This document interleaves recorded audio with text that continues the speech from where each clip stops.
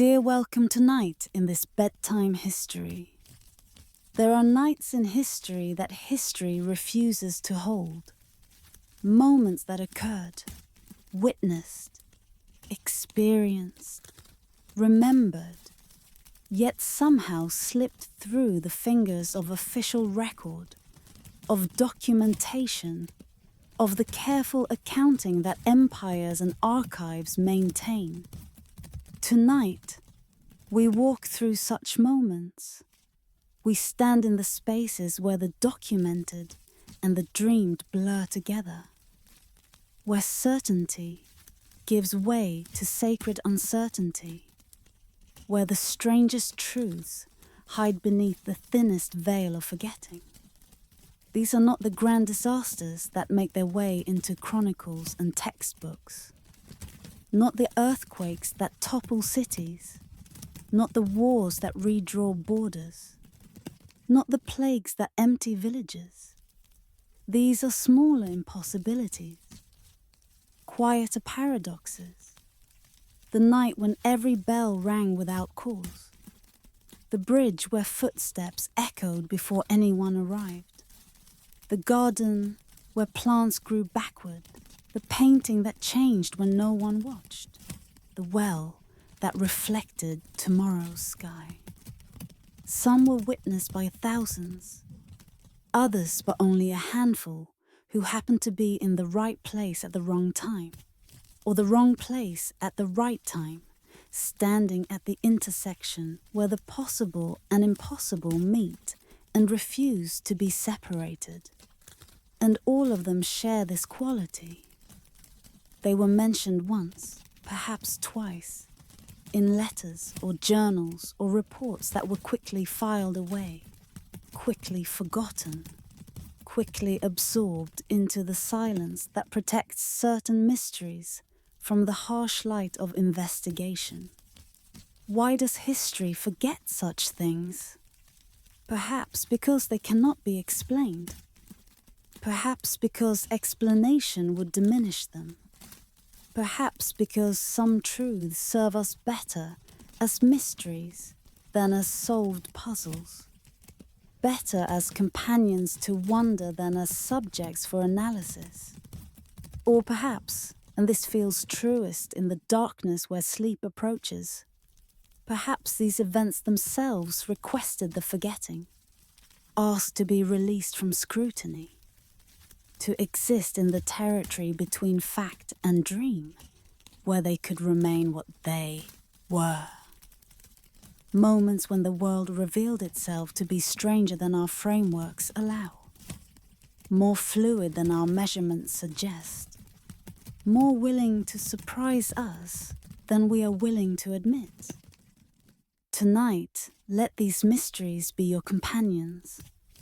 Let them unfold in the space between waking and sleeping, where impossibility feels less impossible, where the documented and the dreamed exist side by side without conflict. Each chapter holds a moment when something happened that should not have happened, when the world briefly forgot its own rules, when witnesses saw what they saw and then almost immediately began to doubt, to question, to wonder if memory itself had played tricks on perception. But the bells rang, the footsteps echoed, the garden grew backward. These things occurred. Let them occur again now, in the quiet theatre of consciousness, settling into rest, where the impossible is welcome, where mystery needs no resolution, where the strangest truths can finally be heard. Let us begin. In the depth of winter, in a year that records mention only in fragments, across mountain monasteries and valley shrines, in temples hidden in forests and temples standing in village centers, every bell rang once. Not in sequence, not one then another, spreading like news across distance, but simultaneously together, in perfect synchrony across hundreds of miles, across terrain that should have prevented any coordination. Every bronze voice spoke at the same moment and then fell silent. Priests woke to the sound.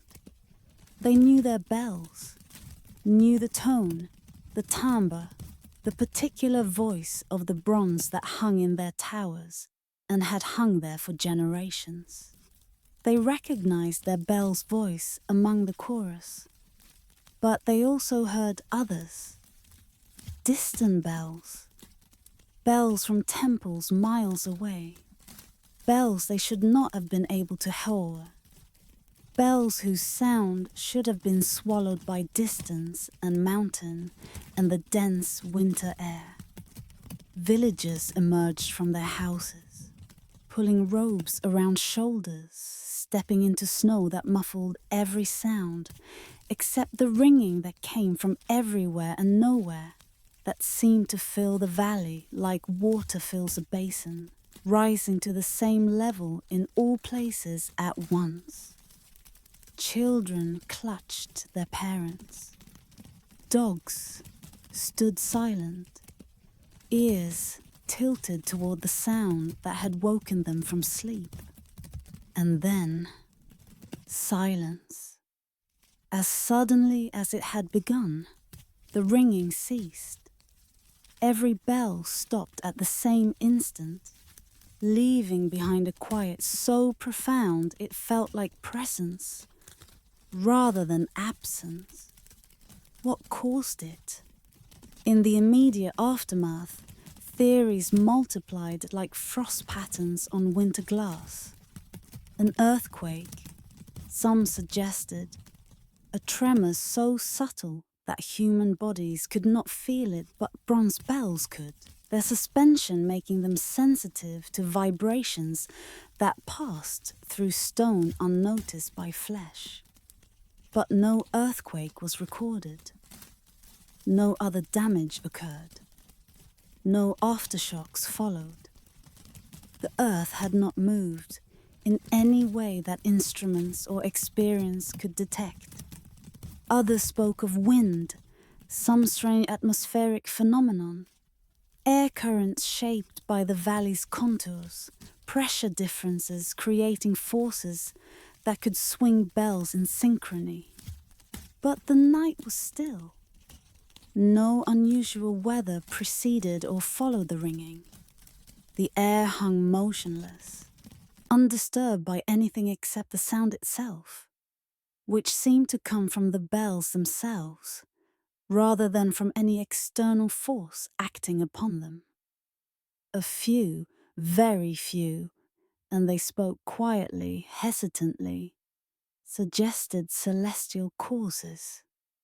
An alignment of planets, perhaps, or the passage of some cosmic body that exerted gravitational influence strong enough to affect suspended bronze. But the astronomers who later examined charts and calculations found nothing unusual about that night sky. The heavens were arranged as they had been arranged countless nights before and would be arranged countless nights after. Nothing in the stars explained what had happened below them. The priests gathered in the days that followed. They met in chapter houses and administrative buildings, comparing experiences, trying to determine if the phenomenon had been universal or if perhaps some temple's bells had remained silent while others rang. But every report confirmed the same experience. The bells had rung, all of them, at the same moment. The geographic extent was harder to determine. Communication in that era travelled slowly, and by the time reports arrived from distant provinces, weeks had passed. But within the region where initial accounts could be gathered quickly, the pattern was clear and consistent. And then, silence of a different kind. Not the silence that followed the ringing, but the silence of deliberate forgetting. Within months, the incident had ceased to be discussed in official contexts. No investigation was launched. No explanation was offered by authorities. The records that mentioned it were annotated briefly, unusual event, cause unknown, and filed away. When people asked about it, they received vague responses or were told that such matters were not appropriate for public discussion. Why? What about this event required suppression, or at least the withdrawal of official attention? Perhaps it was simply that no explanation could be found, and admitting ignorance would undermine authority. Perhaps it was deemed safer to let the memory fade than to encourage speculation that might lead to unrest or superstition. Or perhaps, and this is what those who remembered the night came to believe, perhaps the event itself was somehow sacred, somehow meant to be experienced rather than explained. An official silence was a form of respect for mystery rather than a cover for ignorance. The bells hang in their towers still. They ring for prayers and ceremonies, for deaths and celebrations, for all the occasions that have always called forth their bronze voices. But they have never rung together like that again, never spoken in chorus without human hands pulling the ropes, without wind or earthquake or any cause that could be identified. That one night stands alone in memory, or in the fragments of memory that survive, in the stories that grandparents told grandchildren who grew old themselves and told the story again, each retelling adding uncertainty, each generation further from the night when the bells sang together and then were never mentioned again in any official record. What does it mean that history forgets such things? That an event witnessed by thousands, confirmed by countless independent accounts, can simply slip through the cracks of documentation, can fail to find a place in the narrative we tell about the past? Perhaps it means that history is more selective than we acknowledge, more willing to exclude what cannot be explained, more comfortable with the familiar pattern of cause and effect than with the strange exception that defies pattern entirely.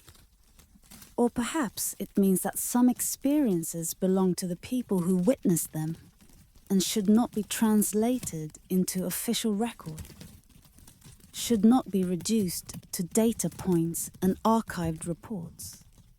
Perhaps that night belonged to the priest who woke to it, to the villagers who stood in snow, hearing what should not have been audible, to the bells themselves, which spoke once in perfect unity and then returned to their individual voices, their separate towers, their distinct tones that mark different temples and different times.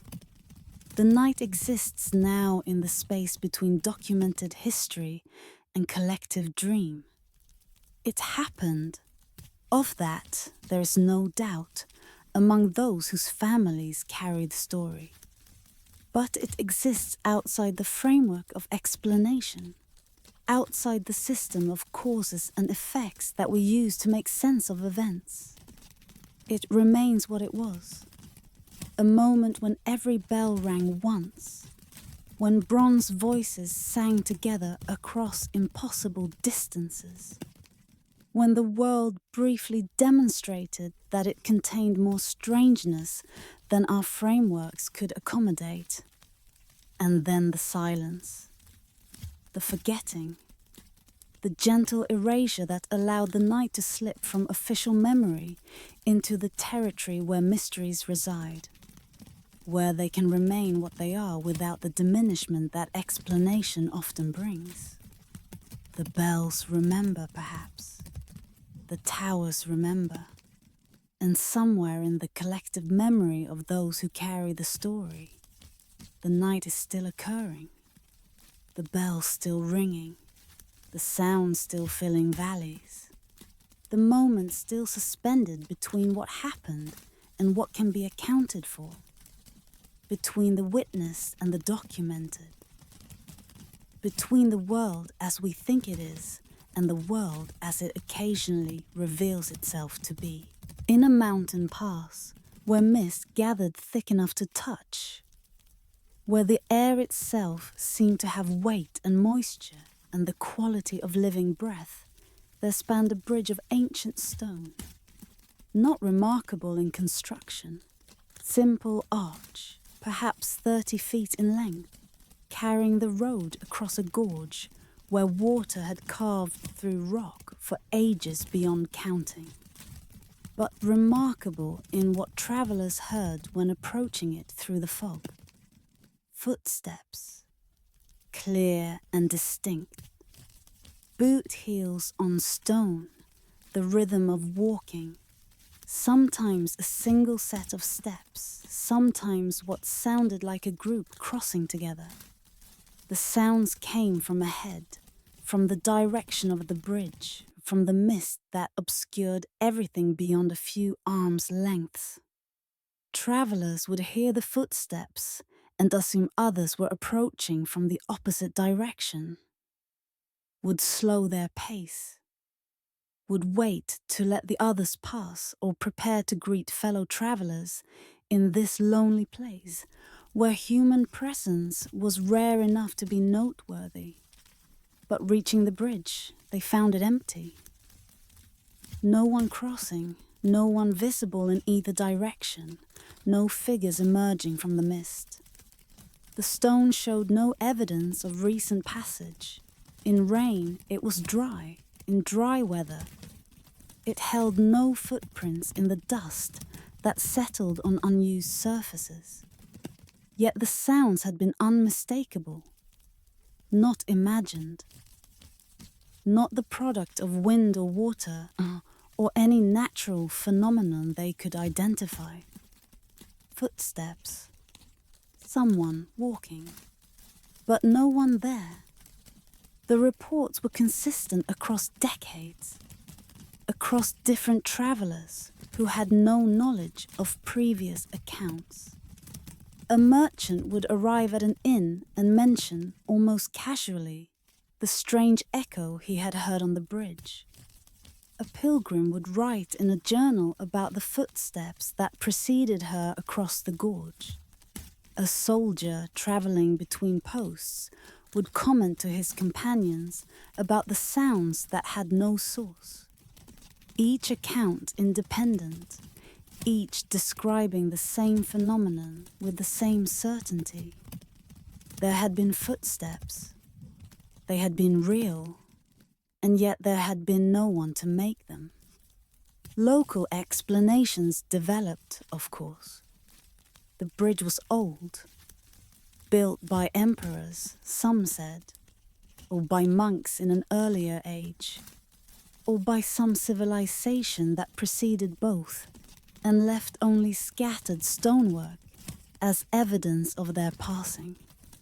Perhaps the stone itself remembered the footsteps of all who had crossed it, held some acoustic memory that released sound at certain conditions of temperature and humidity and atmospheric pressure.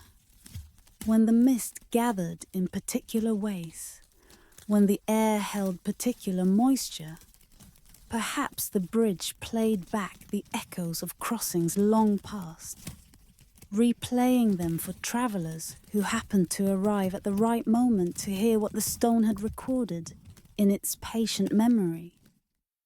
Others suggested the sounds were temporal, not echoes from the past, but sounds from the future, or from parallel moments occurring in some adjacent flow of time that occasionally leaked through into the present. The footsteps that travelers heard were the footsteps they would make moments later crossing the bridge, somehow arriving before the feet that made them. anticipating their own presence in a loop of causation that defied linear time. Or perhaps they were the footsteps of others who would cross hours or days hence, their sounds bleeding backward through whatever membrane separates moment from moment. A few spoke of ghosts, naturally. The bridge as a boundary between worlds, a thin place where the living and the dead both walked, where the sounds of one realm spilled into the other. Perhaps travelers who had died on the road, who had perished in the mountains before reaching their destinations, continued their journeys in death, walking the same path they had walked in life, their footsteps still audible, even though their forms had passed beyond visibility. The bridge as a crossing point, not just across the gorge, but between states of being, between the embodied and the incorporeal, between the world of flesh and the world of whatever comes after. But the travelers who heard the footsteps rarely spoke of fear. The sounds were not menacing. They were simply there, matter of fact, ordinary, the sound of someone walking who happened not to be visible. Some travelers reported feeling companionship rather than unease, as if the invisible walker was a fellow journeyer, another soul making their way through the mountains, harmless and perhaps even protective in their unseen presence. The bridge stands still, carrying the road across the gorge, serving its function as bridges do. The stone has weathered, as stone weathers. The mortar between blocks has required occasional repair. The road has been maintained or neglected, depending on the period and the attention paid to mountain infrastructure. But through all these changes, the phenomenon persists. The footsteps continue. Not every day, not for every traveler, but often enough that the pattern remains, that the reputation holds, that people who know the mountains know also about the bridge, where you hear walking before anyone arrives. No one has solved it. No investigation has explained it. The acoustic memory theory cannot account for why the sounds seem to move, to progress across the bridge rather than emanating from a fixed point. The temporal theory struggles with the question of why sounds would leak specifically at this bridge and not at countless other locations. The ghost theory remains unprovable, unfalsifiable, existing in the realm of belief rather than evidence. And perhaps that is precisely the point. Perhaps the bridge offers not a puzzle to be solved, but an experience to be had. A reminder that the world contains more than what our frameworks explain, more than what our categories accommodate. The footsteps ask nothing of those who hear them, except that they accept the hearing, that they acknowledge the strangeness, that they cross the bridge and continue their journeys, carrying with them the knowledge that somewhere in the mountains, stone and mist and sound conspire to create an impossibility that happens anyway, that repeat despite defying explanation, that makes the lonely crossing a little less lonely by providing the sound, if not the sight, of fellow travelers walking the same path through the same fog toward whatever destinations await in the valleys beyond. The mist gathers. The footsteps echo. The bridge remains, patient as stone, holding its mystery as surely as it holds the weight of all who cross it, offering to each traveler who arrives at the right moment the gift of hearing what should not be heard, of experiencing what cannot be explained, of walking across ancient stone accompanied by the invisible presence of others who walked before or will walk after or are walking now in some adjacent moment that the bridge briefly brings into the audible range. Listen. Can you hear them? In the space between waking and sleeping, where consciousness crosses its own bridges between states of being, perhaps the footsteps are there still, echoing, approaching, walking ahead of you across stone you cannot see, through mist that has no substance, carrying you gently toward the other side, where sleep waits with its own impossible acoustics, its own sounds that arrive before their sources, its own crossings that begin before you decide to make them. The bridge knows. It has always known. It will continue knowing, holding its secret in stone and fog, offering its strange companionship to those who travel through the mountains where the mist gathers thick and the gorge drops deep and the footsteps echo before anyone crosses, announcing arrivals that precede arrival, making sound without source, being impossible while happening anyway, which is perhaps the definition of mystery, of wonder itself, of all the things that make the journey worth taking, even when the destination remains uncertain and the path ahead is obscured by mist that refuses to lift. In a city square where merchants spread their wares on market days, where the familiar geometry of commerce and exchange had held constant for generations, something appeared that should not have existed. Not gradually, not with the slow construction that buildings require, but overnight. Complete, fully formed, present where absence had been the day before. A library. Marble columns rising to support a roof of bronze tile. Doors of worked metal showing scenes in relief too intricate to have been cast quickly. Windows of glass that caught morning light and seemed to hold it, releasing it only reluctantly as the sun moved across the sky. The citizens woke to find it there, where market stalls should have stood, where the fountain marked the square's center, where empty pavement had always allowed free movement.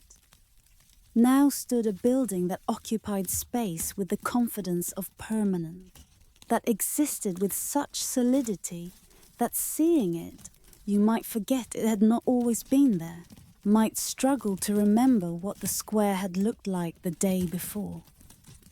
Some approached cautiously, others with the boldness of curiosity that overrides hesitation. The doors opened easily, as if welcoming, as if the library had been waiting for visitors and was pleased they had finally arrived. Inside, shelves reaching toward vaulted ceilings so high the top rows disappeared into shadow. Manuscripts bound in leather, in silk, in materials that felt like neither. Scrolls in wooden cases, tablets of clay and wax and substances that looked like stone but felt lighter than air.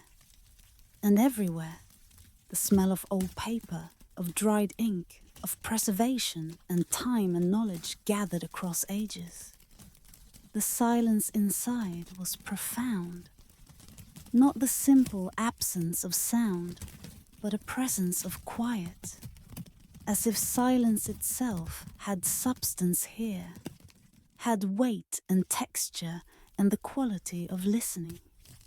Footsteps made no sound on the marble floors.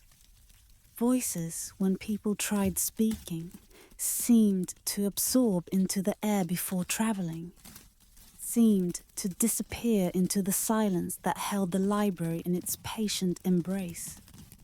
Those who entered described spending hours inside, though when they emerged, the sun had barely moved. time behaved differently within those walls, or their perception of time altered, or the library existed somehow adjacent to normal temporal flow, running on its own clock that marked hours in units that did not correspond to the hours measured in the square outside. The manuscripts presented their own mysteries, written in languages, some familiar, many not. Characters that resembled but did not quite match known scripts. Symbols that seemed to shift when looked at directly, to rearrange themselves into different configurations, as if the text was alive, as if the knowledge contained in the books was not fixed but responsive, showing different information to different readers or at different times. Some claimed to have found books about their own lives, histories of events that had not yet occurred, genealogies that traced descendants not yet born, maps of journeys they had not yet taken.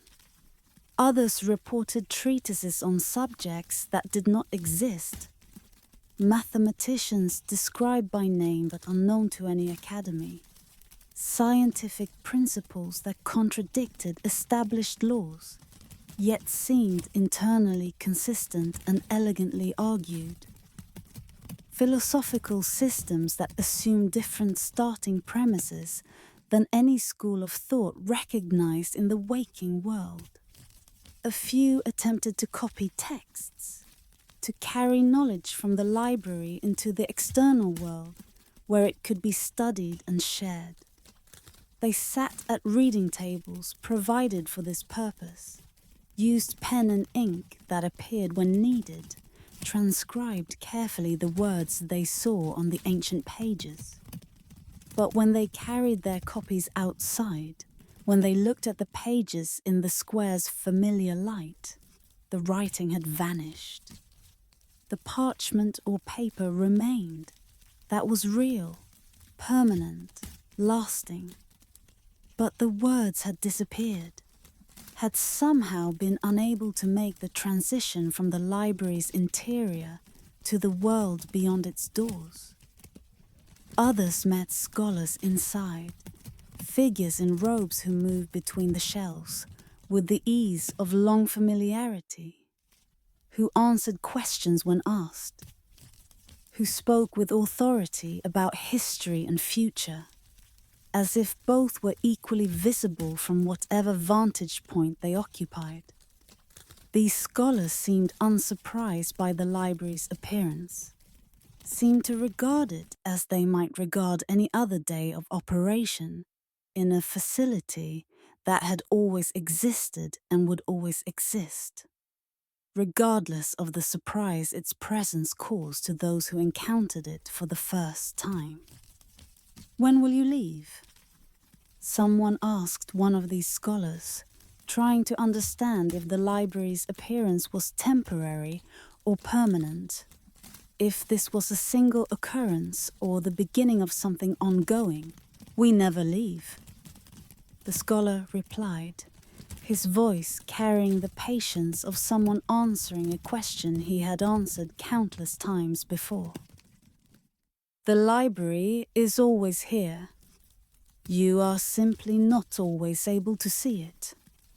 The implication was profound and unsettling, that the library existed continuously, occupying the square in some dimension or frequency that normal perception could not detect, that what had changed was not the library's presence, but human ability to perceive that presence, to see what had always been there but had remained invisible until some threshold was crossed.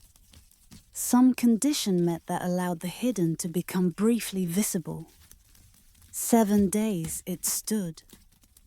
7 days during which the market relocated to side streets, during which normal commerce adapted to the presence of the impossible, during which citizens entered and explored and emerged, changed in ways they could not quite articulate. Some reported feeling more at peace, as if the library's silence had followed them out, had taught them a quietness that persisted even in the noise of daily life. Others spoke of increased curiosity, of questions that had not occurred to them before, of a hunger for knowledge that the brief glimpse of infinite texts had awakened. And then, on the 8th morning, the square was empty again. The library had vanished as completely as it had appeared. No foundation remained. No mark on the stones showed where columns had stood. No evidence suggested that anything unusual had occupied the space. The market stalls returned. The fountain resumed its central position. Life proceeded as it had always proceeded, with only the collective memory of those 7 days to prove that something remarkable had occurred. But memory itself became unreliable. Those who had visited the library found their recollections fading, growing indistinct, becoming more like dreams than experiences. The specific titles they had read blurred. The conversations with scholars became vague. The exact location of the library in the square became a matter of disagreement. Some remembered it on the north side, others the south. Still others insisted it had occupied the center, replacing the fountain entirely. Attempts to investigate met with gentle resistance. Officials suggested that mass hallucination might explain the reports. Physicians proposed that perhaps contaminated water or air had caused shared delusions. Skeptics pointed out that no physical evidence remained, that the entire event rested on testimony alone. That testimony without corroboration was insufficient to establish extraordinary claims. And gradually, the event settled into the category of urban legend, of collective story, of something that may or may not have happened, but had certainly been experienced, had certainly left its mark on the city's consciousness, even if it had left no mark on the city's stones. The library, if it existed, if it exists, if it continues existing in whatever dimension or frequency it occupies when invisible, has not appeared again. Or perhaps it has appeared many times, in many cities, always for 7 days, always vanishing on the 8th, always leaving behind the same mixture of wonder and uncertainty, the same questions about what is real and what is remembered, what is solid and what is dream. Those who entered carry something with them still. Not specific knowledge that faded could not be retained outside the library's walls, but a sense of possibility, a recognition that the world might contain more than appears, more than our everyday perception encompasses, more than the solid and visible and documented. The library proved, if only for 7 days, if only to those who entered, that the impossible could manifest, could be walked through, could be experienced directly before withdrawing again into whatever space it occupied between appearances. Tonight, in the square where markets gather, in the space where the library stood or didn't stand, where marble columns rose or never rose, where infinite texts waited or never waited, tonight, the stones remember nothing. The fountain flows. The stars turn overhead in their eternal patterns.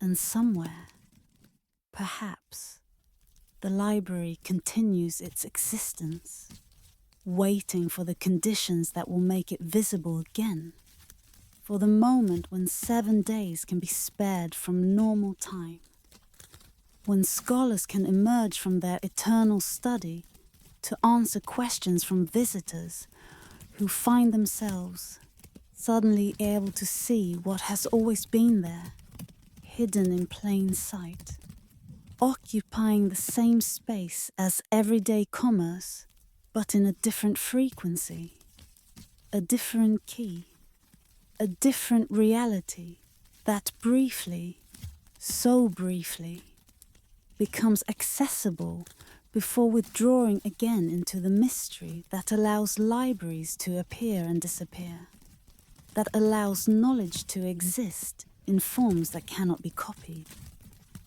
that allows the impossible to stand for 7 days in the middle of a city square and then vanish as if it had never been, leaving only memory, only wonder, only the quiet insistence of those who saw it, that yes, it was there we entered it. We walked among infinite books and met scholars who treated the miraculous as ordinary, who suggested that perhaps it is not the library that appears and disappears, but our ability to see it, our capacity to perceive what persists always in the space between the visible and the hidden, waiting for the next 7 days, the next opening, the next moment when what should not exist becomes briefly, undeniably real.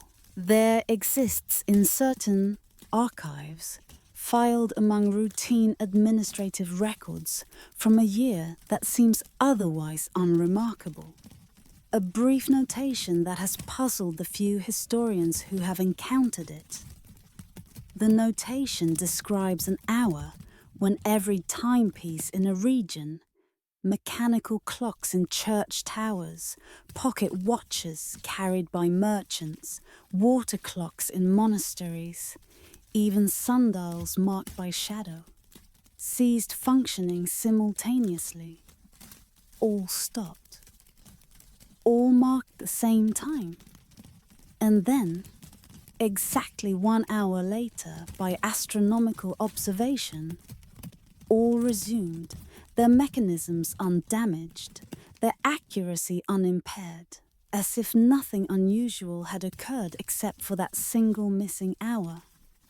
But to those who lived through it, no time seemed to have passed. The hour existed. Events occurred within it. Conversations were held. Meals were prepared. Children born. Decisions made. But the events could not be placed in proper sequence afterward. Memory of that hour remained vivid yet unanchored, floating free of the timeline that preceded and followed it, existing in some space adjacent to normal duration. A baker described removing bread from ovens, certain he had baked for the proper time, yet finding the loaves not quite done, as if the yeast had not risen as expected, as if the hour in the oven had somehow been shorter than the hour the clock had not measured. A mother swore her labor lasted impossibly long, hours compressed into what should have been moments, or moments stretched into what felt like hours.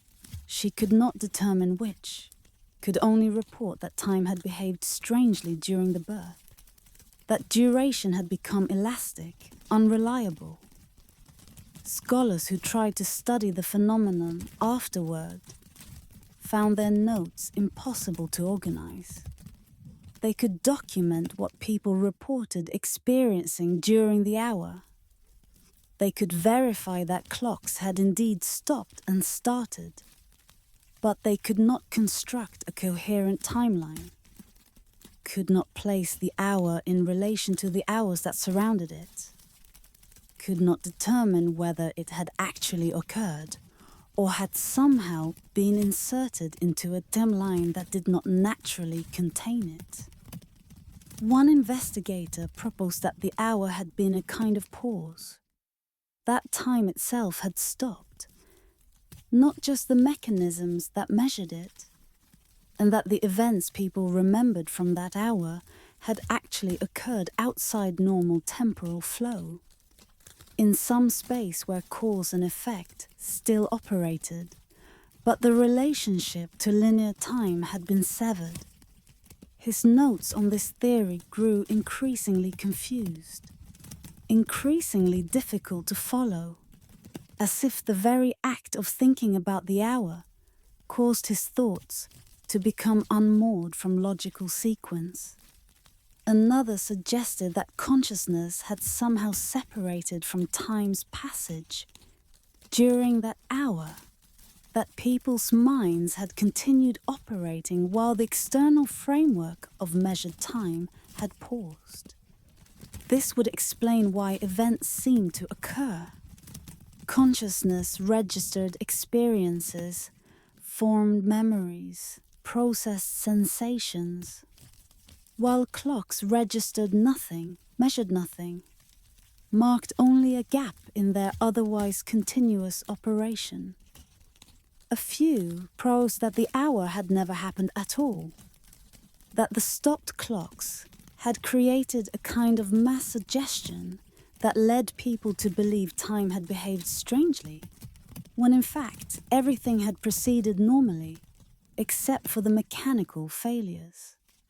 But this explanation could not account for the synchronicity of the failures, the fact that clocks resumed at the same moment they had stopped, the precision with which they lost and regained exactly 1 hour.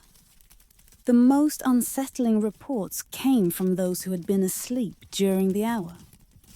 They described dreams of unusual clarity, dreams that felt more real than waking life, dreams from which they woke convinced that more time had passed than their clocks indicated.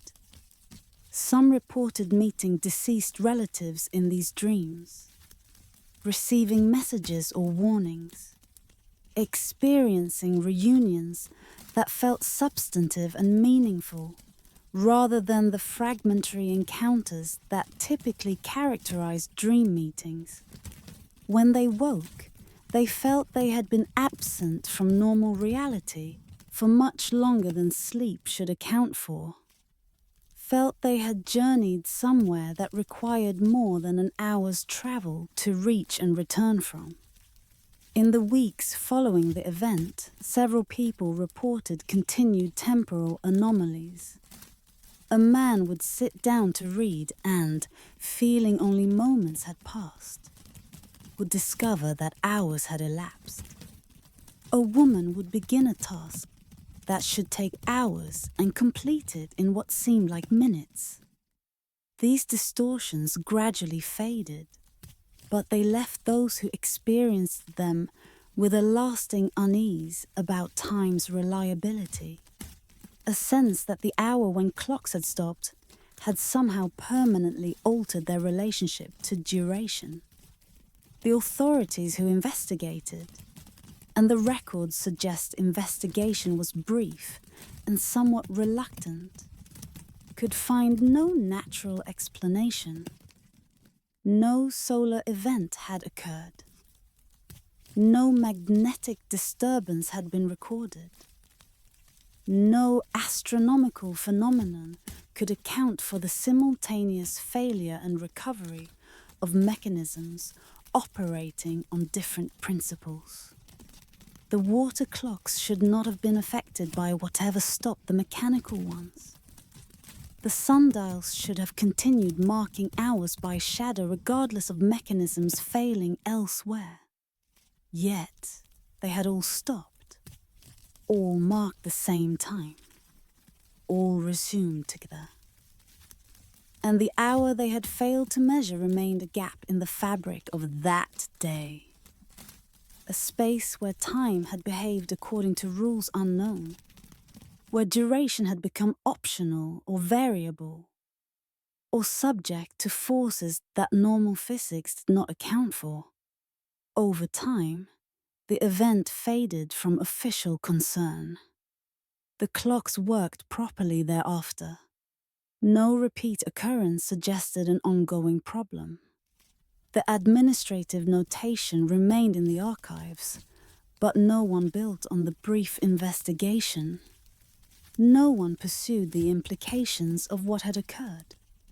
It became, like so many strange events, something that had happened once and defied explanation, and therefore must be set aside in favor of the countless matters that could be explained and required daily attention.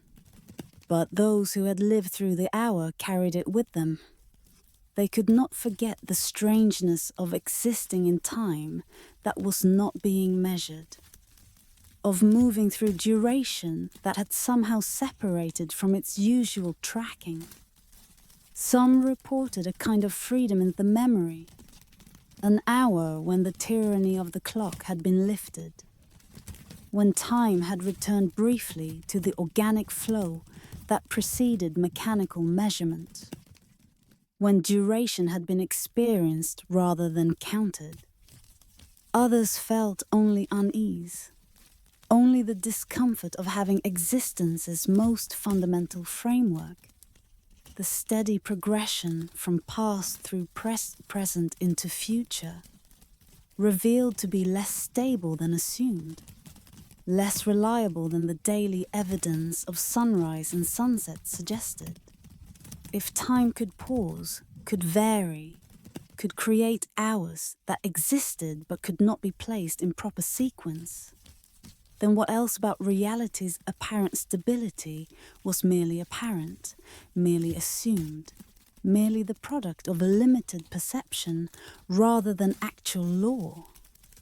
The hour exists now in memory alone, in the accounts that were recorded and filed and forgotten, in the stories that a few families passed down about the day when time stopped, or time changed, or time revealed itself to be something other than what clocks measure.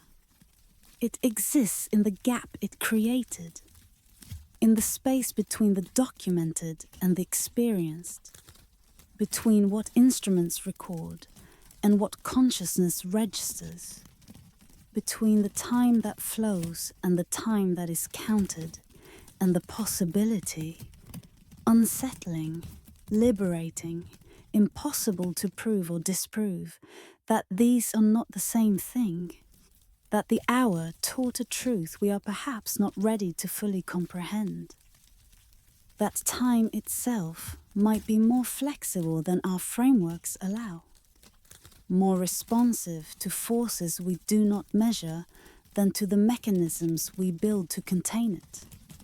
Tonight, as you drift towards sleep, as consciousness loosens its grip on linear sequence, as thoughts begin to float free of chronological order, perhaps you enter that hour again.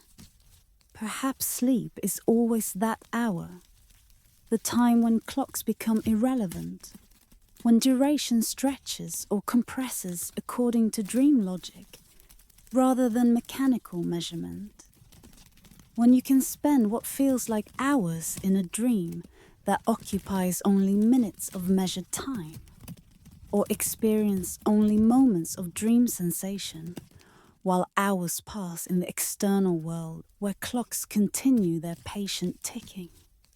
Perhaps the hour taught what sleep teaches nightly, that measured time and lived time are not identical, that consciousness operates in a duration that sometimes aligns with clock time and sometimes diverges from it entirely, that the mechanisms we build to quantify existence's passage are tools, useful but not absolute, markers of something real but not the reality itself. The clock resumed, time continued.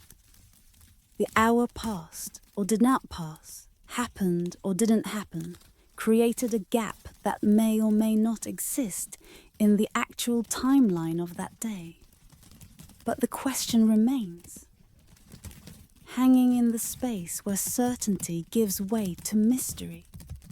If time can stop while life continues, if duration can exist unmeasured, if an hour can slip free of the sequence that should contain it, what else might be possible in the world we think we know, in the reality we assume is stable, in the time we trust to flow steadily from past through present into future without pause, without variation, without the occasional miraculous hour when everything stops and nothing stops, when time reveals itself to be stranger and more negotiable than all our clocks can measure or all our theories can explain.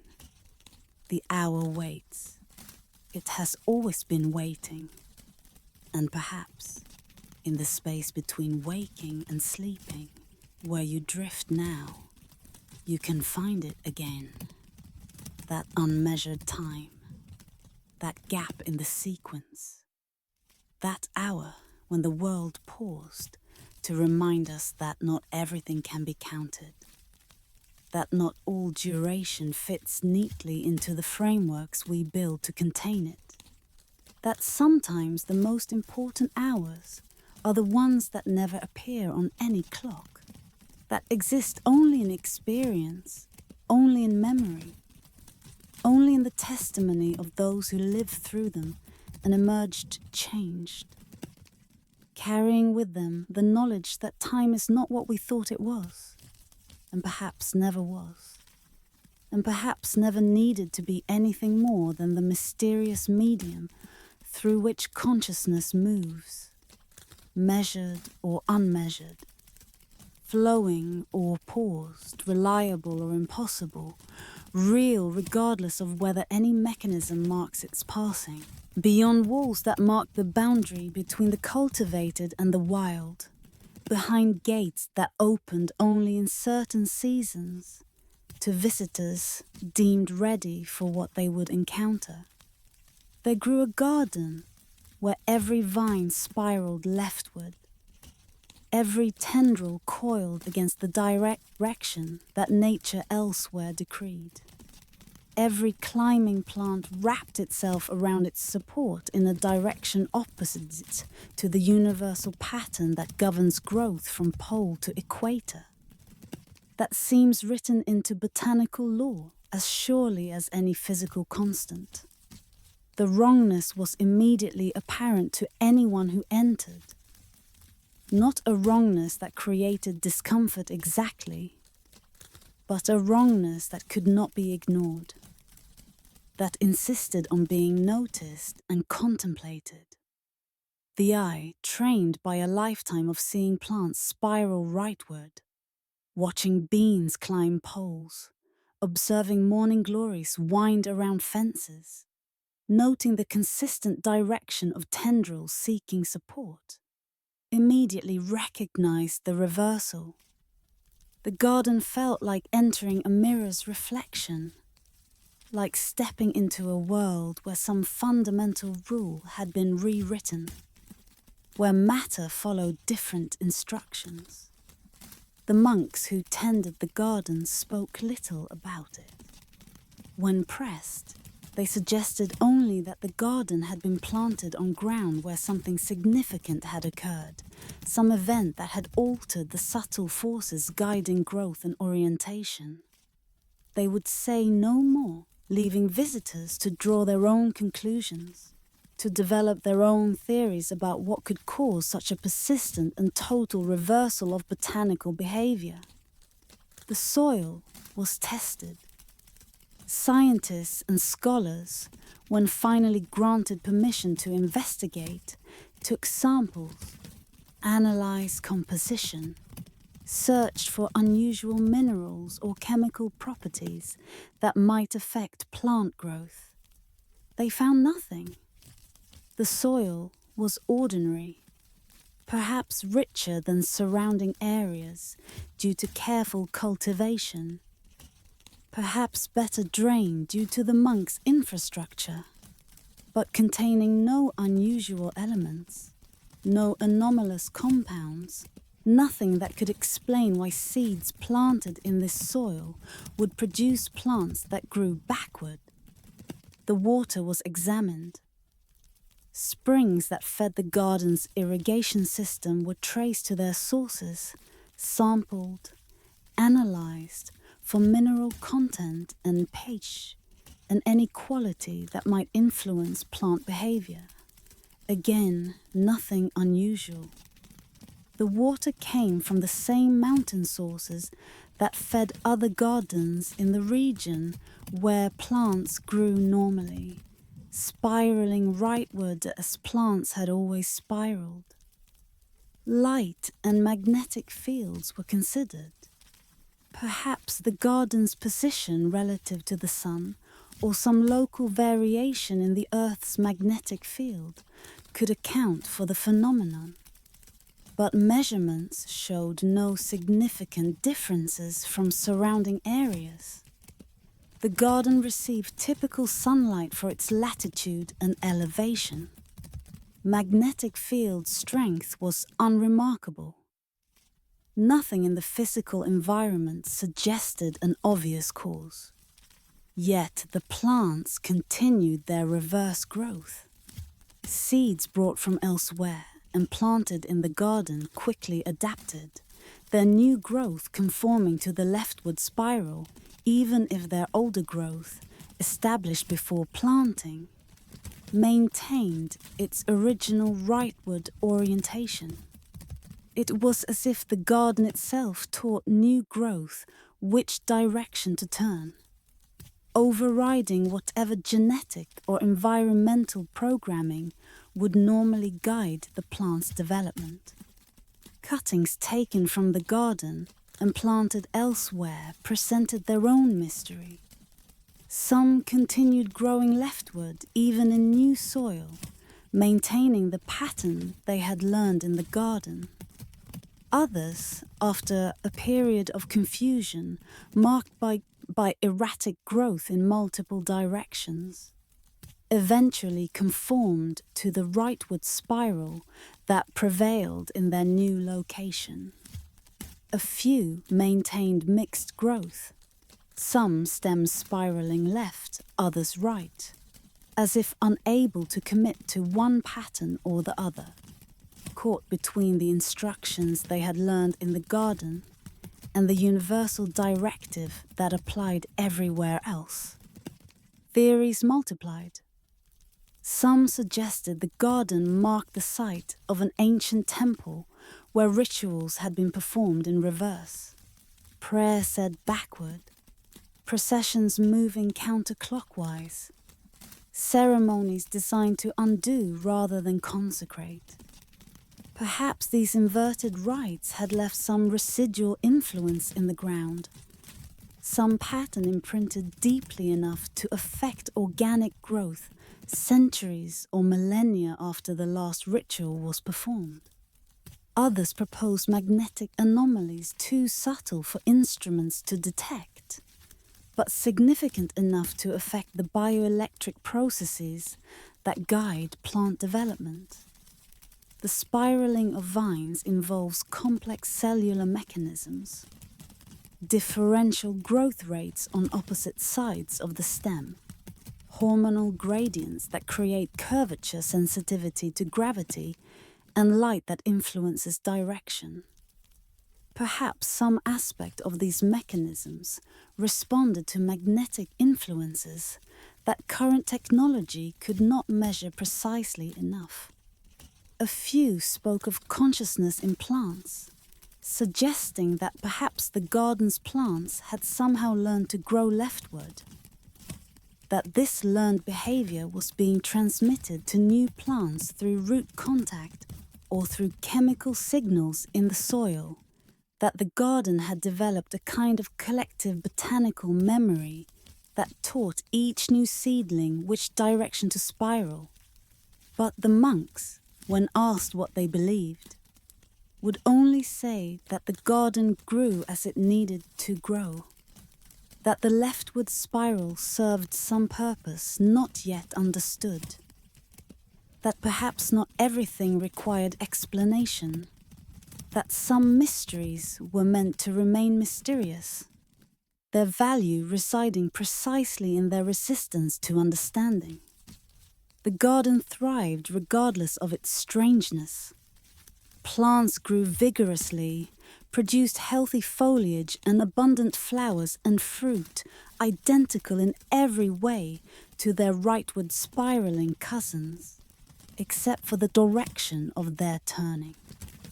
The reverse growth seemed to cause no difficulty, no weakness, no disadvantage. The plants were simply different, following different rules while achieving the same results. Visitors often reported feeling peaceful in the garden despite, or perhaps because of, its wrongness. The visual disruption of seeing every vine spiral leftward created a kind of cognitive adjustment, a loosening of assumptions about what must be and what might be. Walking among the reversed vines, watching tendrils coil in their contrary direction, observing the universal rule broken consistently and without consequence, seemed to teach something about flexibility, about the negability of what appears absolute, about the possibility that even deep patterns could be otherwise.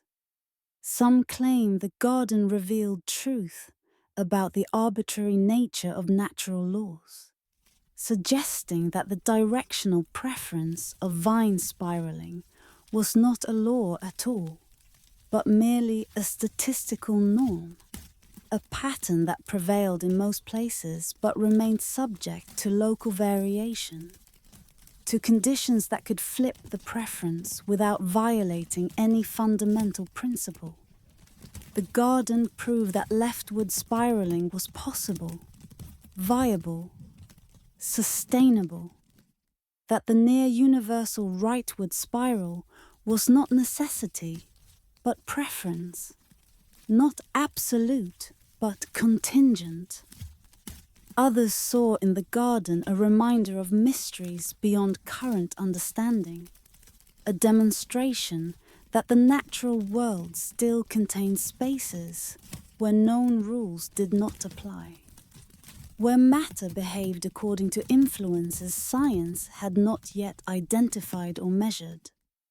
The garden became, for these visitors, a kind of sanctuary, not from the world, but from the presumption of complete understanding, from the assumption that all mysteries had been solved, from the exhaustion of wonder that sometimes accompanies too much explanation. Tonight, in the darkness where familiar patterns dissolve and consciousness spirals toward sleep, imagine yourself walking in that garden. The vines grow leftward around you. Every tendril defies what you expect. The wrongness surrounds you, but causes no harm, creates no danger, simply exists as a different way of being. A reversal that maintains function while altering form. Perhaps sleep is like that garden, a space where the usual rules relax, where consciousness spirals in directions it cannot follow while waking, where thoughts coil leftward or rightward, or in patterns that have no correspondence to the linear logic of daylight hours. Perhaps dreams are the leftward vines, growing contrary to expectation, but producing their own flowers, their own fruit, their own valid existence in a space where reversal is not wrong, but simply different. The garden grows in memory and in whatever physical space it still occupies. Behind its gates, beyond its walls, in the soil that teaches plants to turn against their nature, or reveals that their nature is more flexible than botanical law suggests. The monks tend it still, or did, or will, in some timeline, where gardens can persist across centuries, where mysteries can be cultivated alongside vegetables and flowers, where the leftward spiral continues its patient growth, asking no recognition, requiring no explanation, simply being what it is. A demonstration that even the deepest patterns might be otherwise, that even the most universal rules might have exceptions. That somewhere in the world, vines spiral leftward and grow perfectly well, contradicting everything we thought we knew about the fixed direction of growth, the absolute nature of biological programming, the certainty that some things simply must be one way and cannot be another. Let the vines spiral as they will.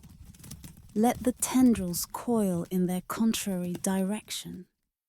Let the garden teach its quiet lesson about flexibility and mystery, and the possibility that wrongness is sometimes simply difference, that what contradicts our expectations might nonetheless be true, might nonetheless thrive, might nonetheless produce beauty and fruit, and the peaceful certainty that the world contains more variation than our rules allow, more possibility than our patterns encompass, more ways of being than our limited experience can imagine, or our broadest theories can contain.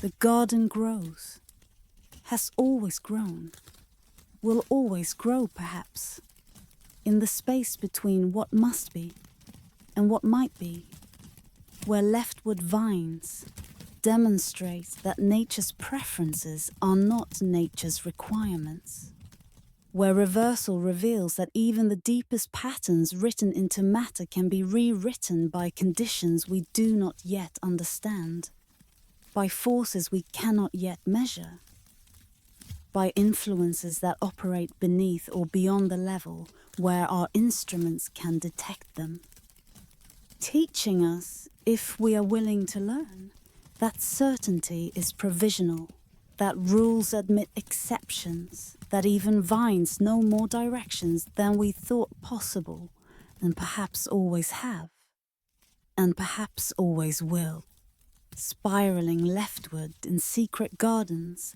where mystery is tended as carefully as any flowering plant, where strangeness blooms without apology, where the wrong direction grows perfectly right. In villages scattered across a region whose boundaries have never been precisely defined, there persists a tradition so ancient that its origins have dissolved into the same mist that shrouds all beginnings. A name, specific, singular, unchanging, that must be spoken aloud only once in each generation.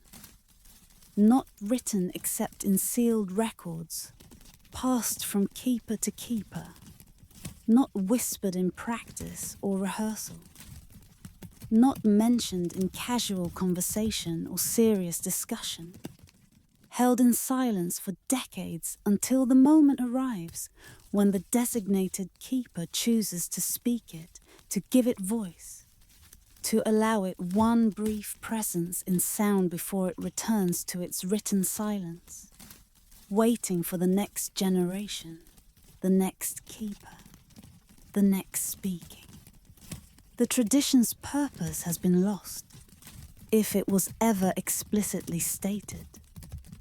No documents explain why this particular name requires such careful preservation, yet such strict limitation. No oral histories provide context for the practice. The keepers themselves, when asked, can offer only that they were taught the tradition by the previous keeper, who was taught by the keeper before them, stretching back through generations to a beginning that no one remembers, a moment, when someone first decreed that this name must be both preserved and constrained, both remembered and rarely spoken. The name itself varies by location. In some villages, it is a person's name, ancient, no longer used in common naming, belonging to no one living in memory or record. In others, it is a place name, a location that cannot be found on any map, that no one in the village has visited, that might not exist in physical geography, but persists in the tradition nonetheless. A few villages hold names that are neither person nor place, but something else. A concept, perhaps, or an event, or a word in a language no longer spoken. Its meaning lost, but its sound preserved in the careful notation that passes from keeper to keeper. The keeper of the name holds no other special status. They are not priests, or officials, or scholars. They are ordinary members of the community, chosen by criteria that vary. Sometimes the previous keeper selects their successor. Sometimes the role passes through family lines. Sometimes the community designates someone they deem trustworthy enough to bear the responsibility. Once chosen, the keeper is taught the name, shown where it is written in the records that only keepers may access, instructed in the tradition's requirements and its single prohibition. Speak the name only once in your lifetime in the generation assigned to you, at a moment of your choosing. The weight of this responsibility varies by keeper. Some report feeling no particular burden, treating the name as they might treat any other piece of information entrusted to them, maintaining it with care but without emotional investment. Others describe a heaviness that grows over years, a sense that the name carries meaning beyond their understanding, that its preservation and its limitation both matter in ways they cannot articulate, but feel with increasing certainty as their tenure continues. The moment of speaking is private, always private. The tradition explicitly forbids witnesses. The keeper must be alone when they give voice to the name, must speak it into empty air, or empty room, or empty field, must allow the sound to exist briefly without audience before silence reclaims it. Some keepers describe planning for years when and where they will speak the name, choosing locations with care, a hillside at dawn, a forest clearing at dusk, a room in the house where they were born. Others report that the moment comes upon them unexpectedly, that they find themselves suddenly knowing it is time, that the name demands to be spoken at a particular instant, and they must give voice to it there and then, regardless of circumstance. What happens when the name is spoken? The keeper's descriptions are remarkably consistent across villages and generations, despite the lack of communication between them. They describe a sense of completion, of fulfilling something necessary, of participating in a contract whose terms they do not understand, but whose necessity feels absolute. Some report physical sensations, a release of tension they did not know they carried, a lightness that follows speaking. Others describe emotional shifts, a satisfaction disproportionate to the simple act of saying a word aloud, a peace that settles over them and persists for days or weeks afterward. A few, very few, and they speak of this hesitantly, describe experiencing a response when the name is spoken. Not a voice answering, not an apparition appearing, but a sense of acknowledgement, as if something or someone hears the name and recognizes it, as if the speaking creates a momentary connection to what? They struggle to articulate, to the past perhaps, or to the name's original bearer, or to some presence that exists outside normal perception, but becomes briefly accessible when this particular name is spoken in this particular way. After speaking, the keeper's duty changes. They can no longer speak the name. That single speaking exhausts their allotment. But they must now ensure the tradition continues, must select and train the next keeper, must pass along the sealed records and the instructions, must teach the new keeper the weight of what they hold and the necessity of maintaining both the preservation and the limitation. Some keepers report this phase of their duty as more difficult than the keeping itself. The responsibility of ensuring the tradition survives another generation feeling heavier than the responsibility of holding the name in silence. Scholars who have encountered this tradition, and few have, as the villagers do not advertise the practice, struggle to classify it. Is it religious?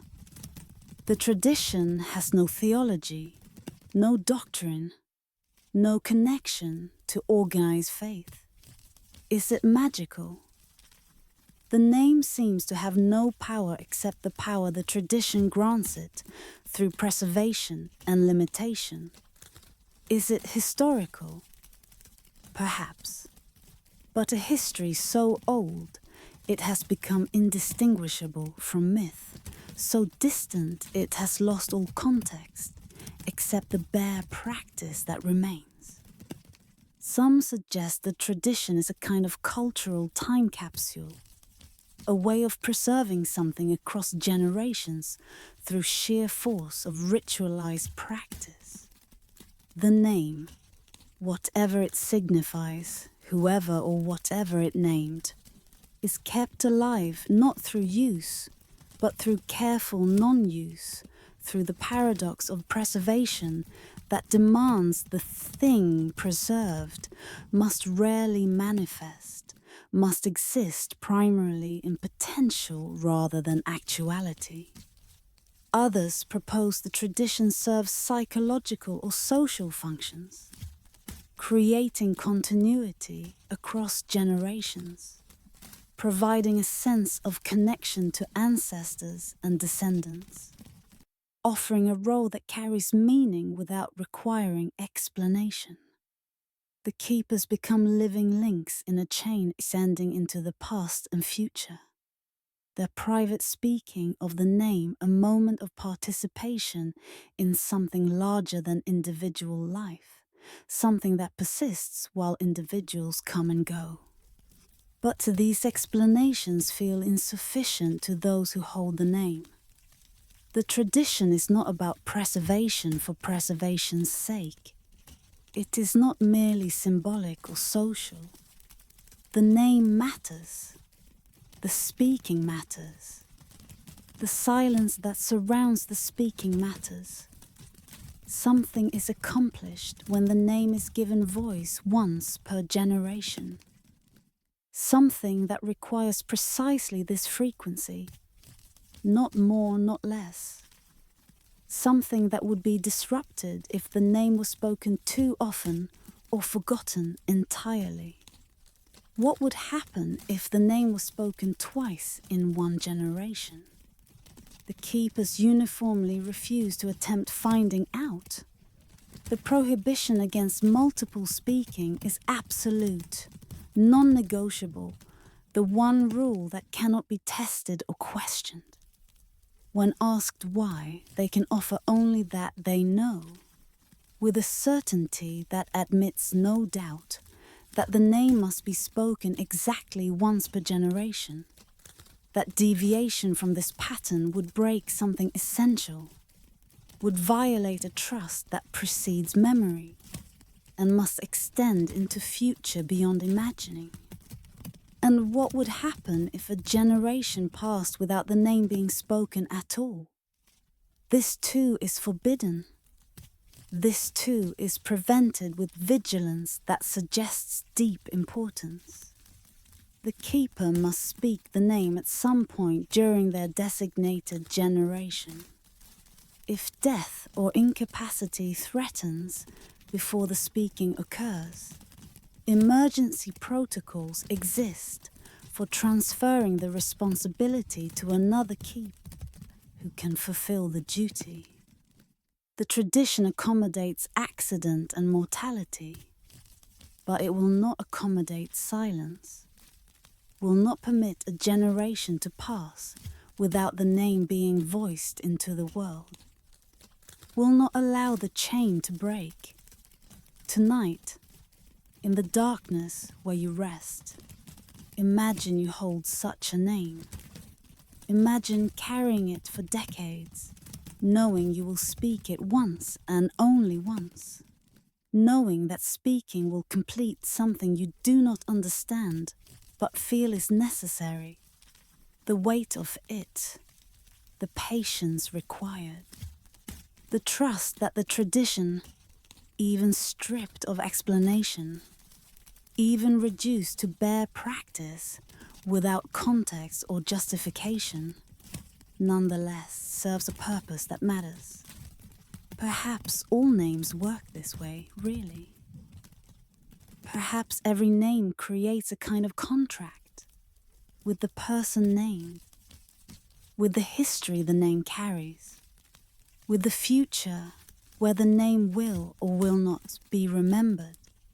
Perhaps the tradition simply makes visible what is always true, that names have power, that speaking creates presence, that silence preserves in ways that constant use erodes, that some things must be held carefully, spoken rarely, maintained in the balance between forgetting and overuse that allows them to remain what they are, rather than becoming empty sounds worn smooth by excessive repetition.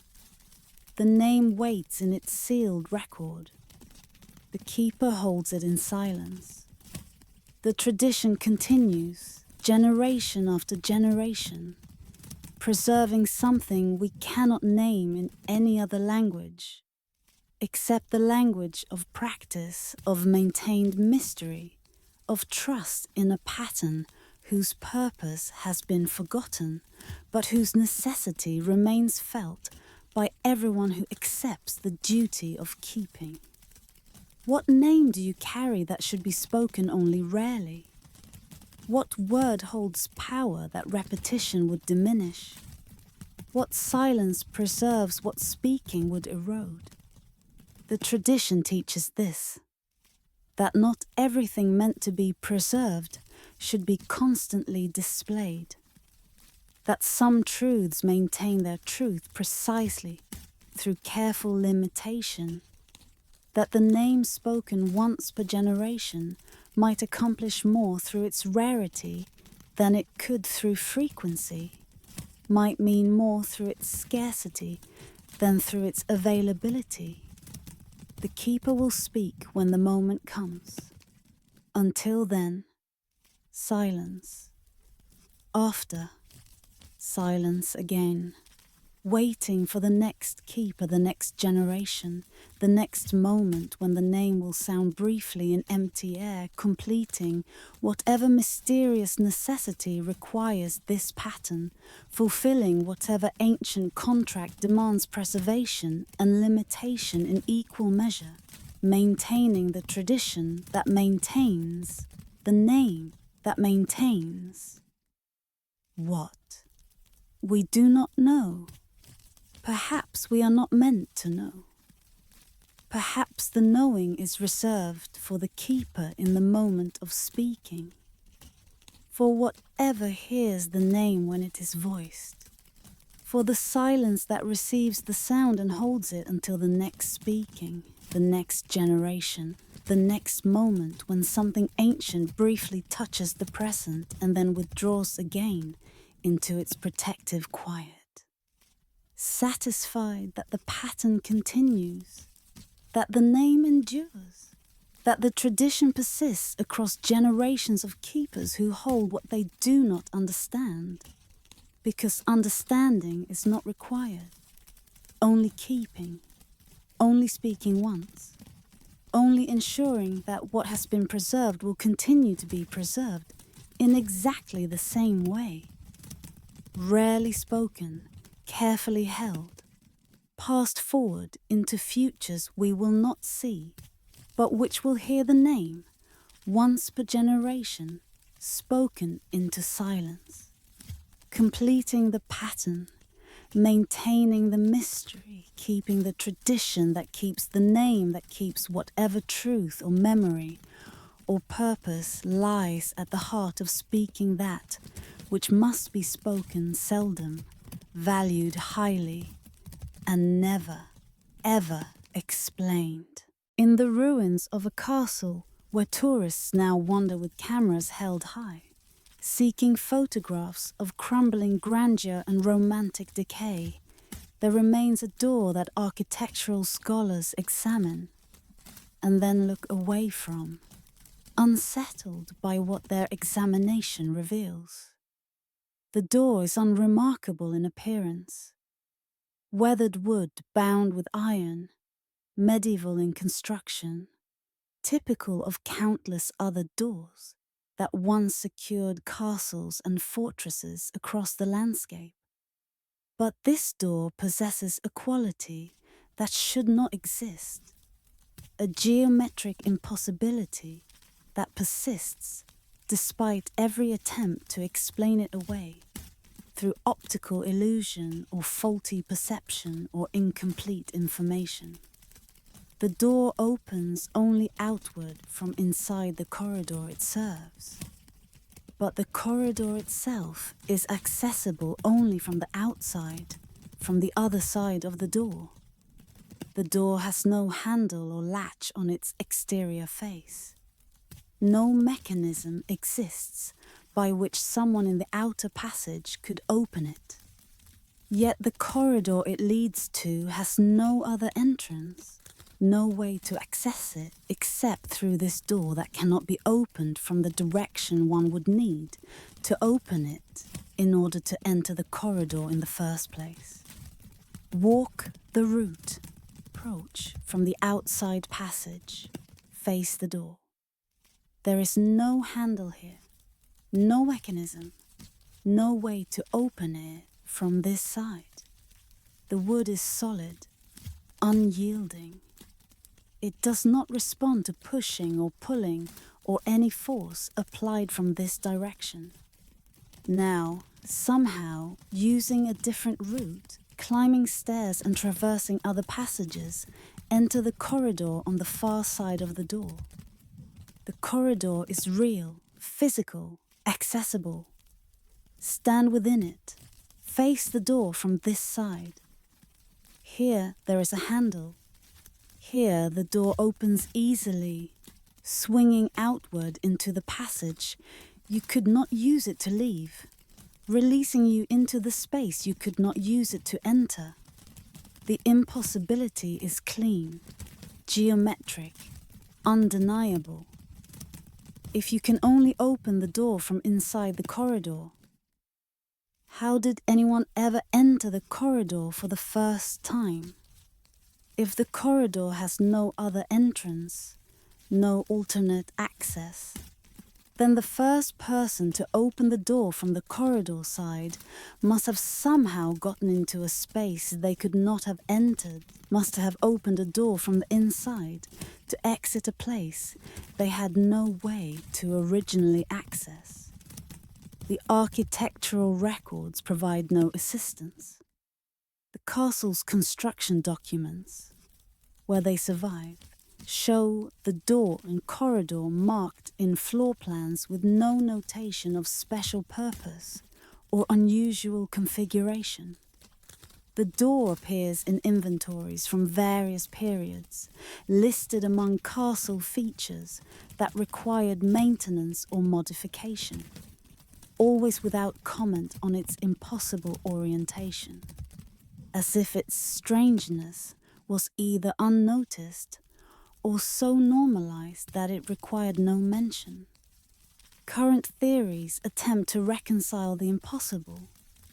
Perhaps there was once another entrance to the corridor, now sealed, now hidden behind later construction or renovation. Researchers have examined the corridor's walls with instruments that detect voids and hollow spaces, finding nothing. Solid stone, no evidence of filled doorways or concealed passages. Perhaps the door originally opened both ways, and some modification made it one-directional, forgetting or ignoring that this would render the corridor inaccessible. But examination of the door's hinges and frame shows no signs of alteration, no indication it ever opened any way other than how it opens now. Perhaps, and this is where explanation begins to fail, where theory gives way to uncomfortable silence, perhaps the corridor was built from the inside. Workers sealed within, constructing the space around themselves, installing the door last, before exiting through it for the first and final time, pulling it closed behind them, and leaving the corridor accessible only to those who could somehow already be inside it. But why? What purpose could justify such construction? What need demanded a corridor that could be exited but never entered? The more mystical explanations speak of thresholds, of boundaries between states of being.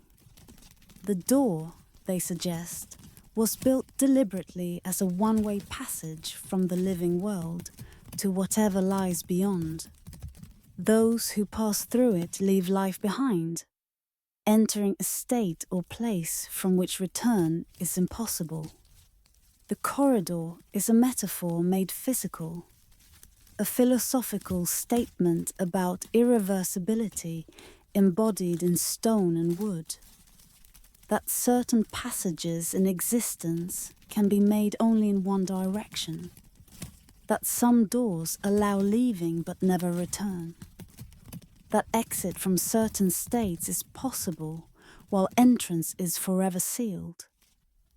Others propose that the door marks a point where different geometries intersect, where the usual rules of Euclidean space break down or bend or allow configurations that seem impossible in normal 3 dimensions.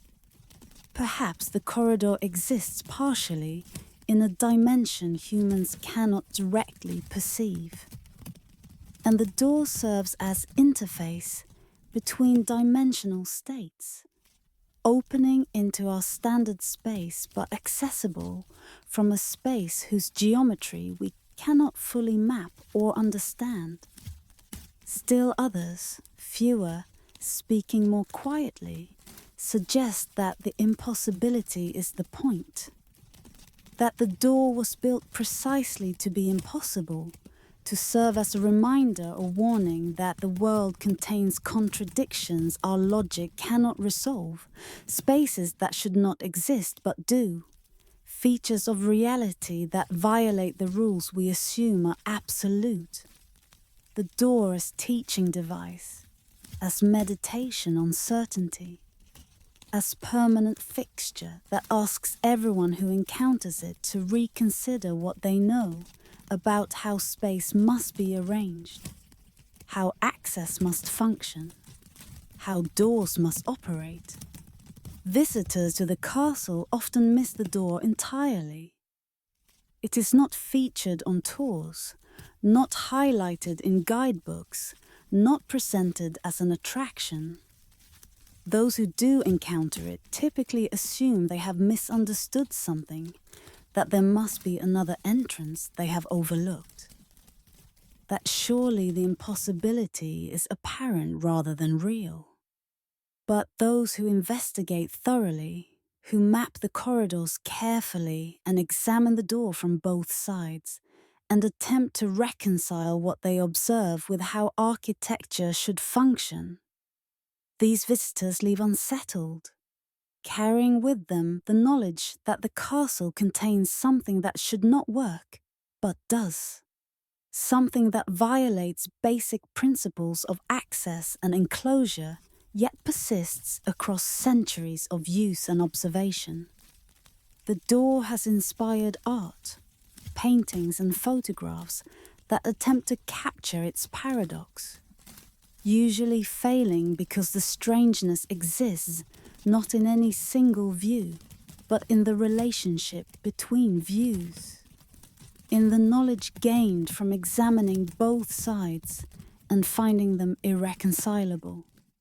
It has inspired literature, stories about people trapped in the corridor or exiting through the door into spaces stranger than the already strange space they leave behind, or discovering that the corridor is populated by others who somehow entered it despite the impossibility, all of them existing in a place they should not be able to reach.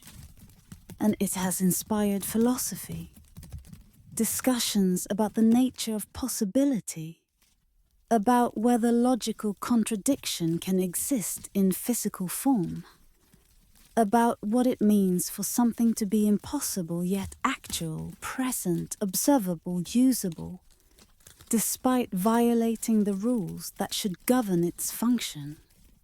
If a door can open only one way, yet stand in a corridor with no other entrance, what else that seems impossible might nonetheless be true? What other contradictions might exist, unnoticed or normalized, embedded in the everyday world we assume operates consistently according to knowable laws? The door stands, opens outward when pushed from inside, remains sealed when approached from outside, maintains its impossible function year after year, decade after decade, century after century. The wood ages, the iron oxidizes, the structure that contains it slowly crumbles toward the eventual ruin that all human construction inherits.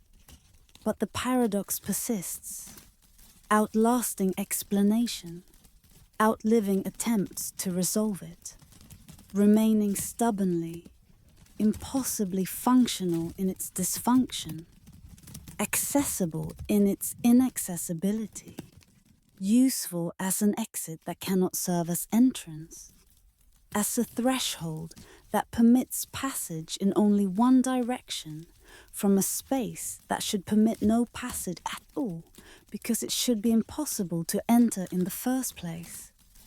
Tonight, as consciousness approaches the threshold of sleep, perhaps you stand before such a door, a passage that can be made in only one direction, an exit from waking that cannot be used to return until morning's different door opens from the other side.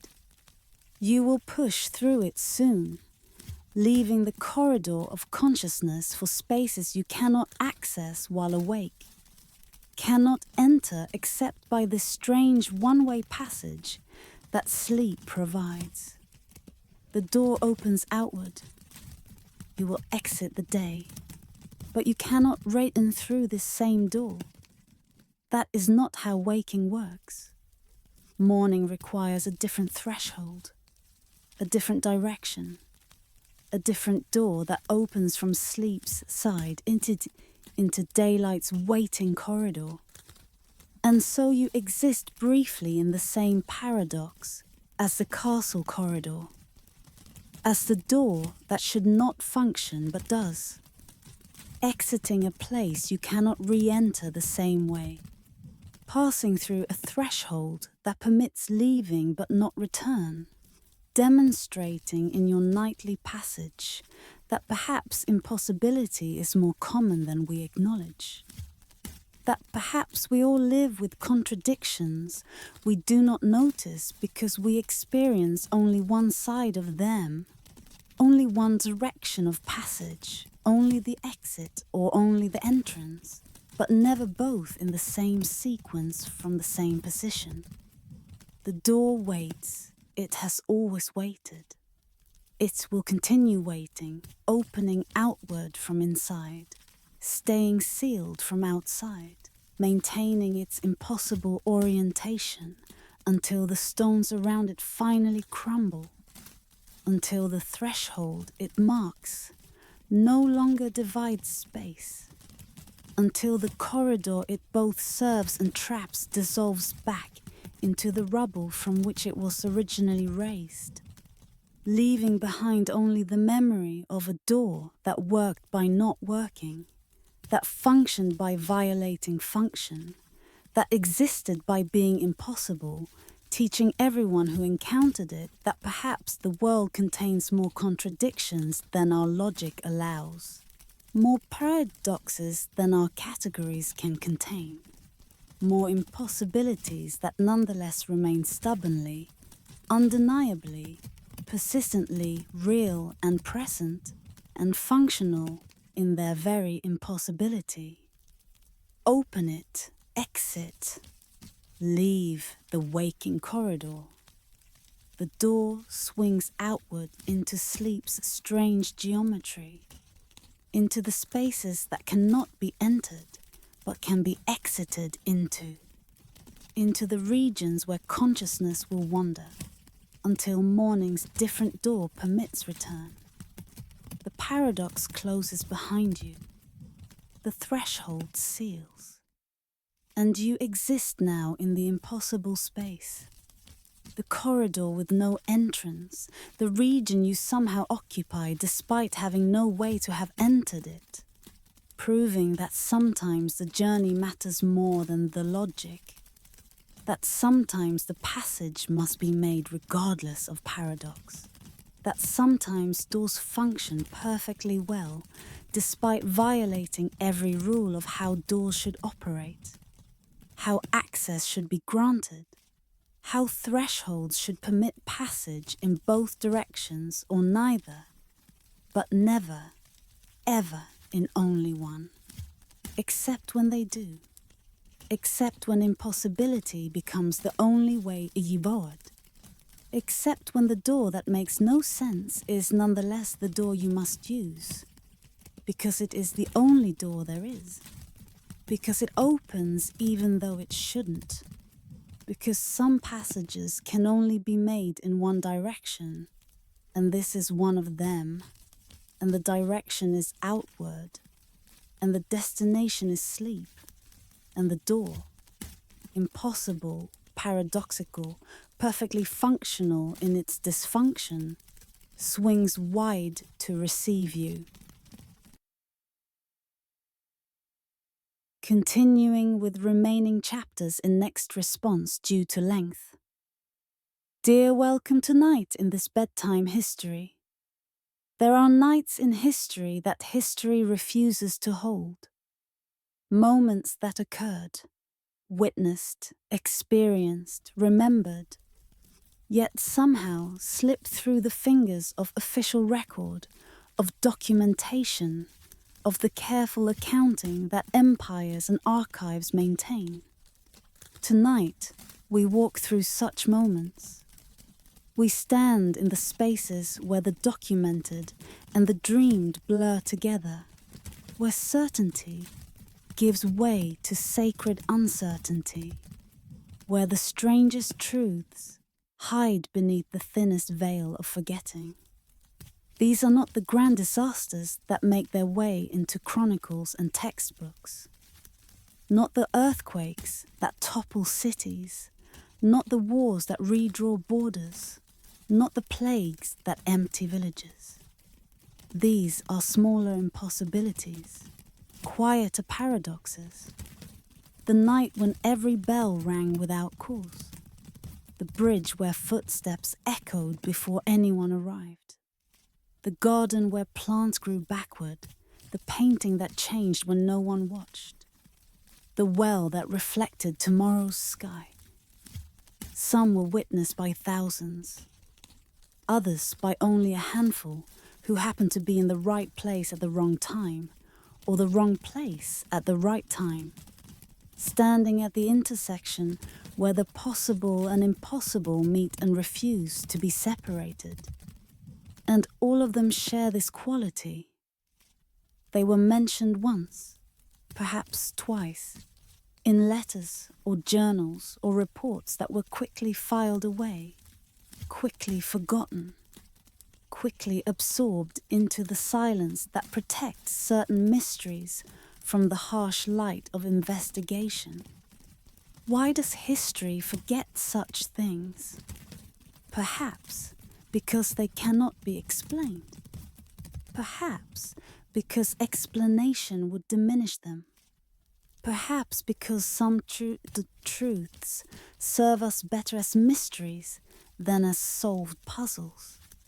Better as companions to wonder than as subjects for analysis, or perhaps, and this feels truest, in the darkness where sleep approaches. Perhaps these events themselves requested the forgetting, asked to be released from scrutiny, to exist in the territory between fact and dream where they could remain what they were. Moments when the world revealed itself to be stranger than our frameworks allow, more fluid than our measurements suggest, more willing to surprise us than we are willing to admit. Tonight, let these mysteries be your companions. Let them unfold in the space between waking and sleeping, where impossibility feels less impossible, where the documented and the dreamed exist side by side without conflict. Each chapter holds a moment when something happened that should not have happened, when the world briefly forgot its own rules, when witnesses saw what they saw and then almost immediately began to doubt, to question, to wonder if memory itself had played tricks on perception. But the bells rang, the footsteps echoed, the garden grew backward. These things occurred. Let them occur again now, in the quiet theatre of consciousness, settling into rest, where the impossible is welcome, where mystery needs no resolution, where the strangest truths can finally be heard. Let us begin. In a provincial museum where tourists rarely ventured, in a gallery devoted to minor nobility, whose names meant nothing to anyone outside the region's history, there hung a portrait that should have been unremarkable. A nobleman in standard pose, formal attire appropriate to his century, neutral backgrounds suggesting wealth without ostentation, the conventions of commemoration that fill countless galleries across countless museums. The painting had hung there for decades, catalogued and authenticated, its provenance traced through estate sales and private collections back to the studio where it was presumably created. Painted by an artist whose other works existed in similar museums, demonstrating similar competence without particular genius. But something was wrong with the painting, or rather, something was right with it in a way that paintings should not be right, in a way that suggested the portrait possessed qualities beyond pigment and canvas, beyond the static representation that art is supposed to provide. The first reports came from visitors who returned to the museum after years away. They remembered the painting, had studied it on previous visits, had perhaps written about it in school assignments or included it in photographs documenting their tour. But returning, they found it different. Not dramatically altered, not obviously changed, but wrong in details they could not quite articulate until they compared their memories to what hung before them. The hand that one visitor remembered resting on a chair's arm was now holding a letter. The nobleman's fingers curved around folded parchment that bore writing too small to read. The background that another visitor recalled as plain wall now contained a window showing a landscape, distant hills beneath a sky whose clouds suggested approaching storm. The subject's expression had shifted from stern to melancholic, or from melancholic to something approaching amusement, depending on which visitor you asked and when they had last seen the portrait. Museum staff dismissed these reports. Memory was fallible. Years distorted recollection.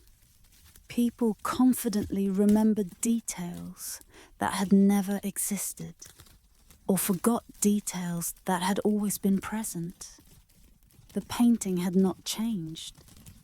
Visitors' memories had, corrupted by time and expectation, and the general unreliability of human recall. But then, staff members began noticing inconsistencies. A guard who passed the painting daily swore the nobleman's jacket had been blue the previous week, but was now clearly burgundy. A curator preparing a new catalogue entry found that her notes describing the painting's features did not match what she observed when she returned to photograph it. The chair visible in one photograph appeared different. Same general style but different carved details in photographs taken months apart. The museum began documenting the painting systematically. Photographs at regular intervals, detailed written descriptions, measurements and spectroscopic analysis to establish a baseline against which changes could be detected, and the documentation confirmed what witnesses reported. The painting changed, not constantly, not dramatically, but persistently. Elements that existed in 1 month's photograph were absent or different in the next month's. The background shifted. The objects in the nobleman's vicinity appeared or disappeared or transformed. Even the subject's face seemed to age or grow younger, to gain or lose weight, to shift expression in ways that could not be attributed to lighting or viewing angle. Chemical analysis revealed nothing unusual about the paint. Standard pigments for the period. Linseed oil binder. Canvas of typical weave. No evidence of repainting or overpainting or any alteration by human hand. Infrared examination showed no underdrawing that might suggest the painting was unfinished or modified. X-rays revealed no hidden images beneath the surface. By every technical measure, the painting was exactly what it appeared to be. A straightforward portrait executed in traditional materials, using conventional techniques. Yet, it continued changing slowly, unpredictably, but undeniably. The museum installed a camera to record the painting continuously, hoping to catch the moment of transformation, to observe the mechanism by which oil on canvas could rearrange itself without external intervention. But the camera captured nothing. Frame-by-frame analysis showed the painting identical across thousands of sequential images. Only when comparing images separated by days or weeks did differences become apparent. Differences that should have required visible transition but occurred without any recorded intermediate state. It was as if the painting changed only when unobserved, only in the gaps between watching, only during the intervals when no eye or lens was focused upon it. As long as someone looked, remained stable. But turn away, leave the room, redirect attention elsewhere, and it sees the opportunity to shift, to modify, to become slightly different than it had been, to reveal new aspects of itself that had not been present, or at least had not been visible during the previous observation. Theories accumulated. Perhaps the painting was responsive to environmental conditions in ways that caused reversible changes. Temperature affecting the canvas tension, humidity causing pigments to shift in apparent hue, lighting creating illusions of transformation that were actually just perceptual artifacts. But controlled environmental testing showed the painting changed regardless of conditions, shifted in sealed chambers with constant temperature and humidity, transformed even when lighting was held absolutely steady. Perhaps it was a hoax, an elaborate joke by the artist or some subsequent owner, involving multiple versions of the painting that was somehow being switched without detection. But the painting had been examined thoroughly enough to establish it was a single canvas, not multiple paintings being swapped. The frame had never been opened in the documented period of changes. Security records showed no one accessing the painting outside official channels. Perhaps it was quantum, some bizarre application of quantum mechanics allowing the painting to exist in superposition of states that collapsed differently depending on observation. But this explanation stretched quantum principles far beyond their domain, applied subatomic weirdness to macro-scale objects in ways that no theory supported, satisfied neither physicists nor philosophers, nor anyone else who understood the actual implications and limitations of quantum behavior. Eventually, the museum stopped trying to explain. The painting was added to the collection's highlights, not as a masterwork of artistic merit, but as an anomaly, an attraction, a mystery that drew visitors specifically to witness the impossible. The museum began keeping a logbook where visitors could record their observations, noting which details they observed on which dates. The entries filled pages, documenting the painting's variations, creating an inadvertent collaborative portrait that showed not what the painting was, but what it had been at different moments to different observers. Some visitors reported feeling unsettled by the painting, disturbed by its refusal to remain stable, by the way it violated the fundamental expectation that art should be fixed, should preserve a single moment captured once and unchanging. Others found it beautiful precisely because of its flux, appreciated that it demonstrated art's potential to be alive in some sense, to participate in time rather than merely representing it, to be process rather than product. The nobleman in the portrait, whoever he had been in life, existed now in a state of perpetual variation. His image was not one image but many, not a fixed representation, but a flowing series of representations that showed him holding different objects, wearing different expressions, existing against different backgrounds, as if the painting was somehow showing multiple moments from his life, rather than a single frozen instant. Or perhaps showing possible versions of him, alternate configurations of the same person in slightly different circumstances, parallel lives that the painting accessed and displayed according to some schedule or logic that remained hidden from observers. What did the painting know that other paintings did not? What quality did it possess in its materials or its creation or its subsequent existence that allowed it this strange mobility, this capacity for change that static art should not contain? Was it something the artist had done deliberately, some technique or substance that granted the work this peculiar life? Or was it accidental, some combination of factors that coincidentally produced a painting capable of transformation?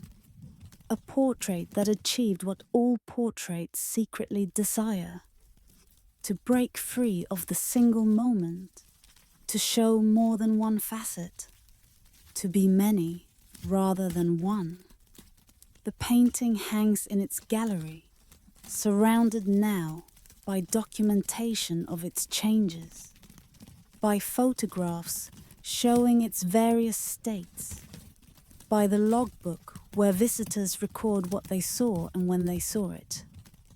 It continues changing, continues defying the expectation of artistic permanence, continues demonstrating that perhaps the boundary between static and dynamic is more permeable than we assume, that perhaps matter, even paint on canvas, can maintain some quality of flux, some resistance to final fixity, some capacity to keep revealing new aspects across years and decades of existence.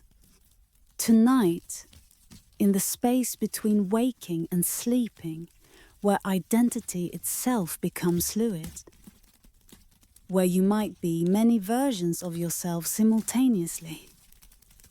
Perhaps you are like that painting. Perhaps consciousness is not one fixed image, but many, shifting in the gaps between observations, changing when you are not looking at yourself, revealing different aspects to different viewers or at different times. Perhaps the self that others see is never quite the same self twice, never quite identical from one encounter to the next, always subtly different in expression or emphasis or configuration, even though the fundamental substance remains unchanged. The painting teaches this, that even what appears most solid and permanent might contain more variation than single observation reveals, that flux might be more fundamental than fixity, that the universe prefers process to product, becoming to being, the multiple to the singular. The portrait that changes when no one watches suggests that perhaps everything changes when no one watches, that stability is something that requires observation to maintain, that the unobserved world is wilder and stranger and more fluid than the world we pin down with our attention. Let the painting shift. Let the nobleman hold his letter, or rest his hand on the chair, or gesture toward the window showing hills beneath stormy sky. Let the background be plain wall, or landscape, or something else entirely.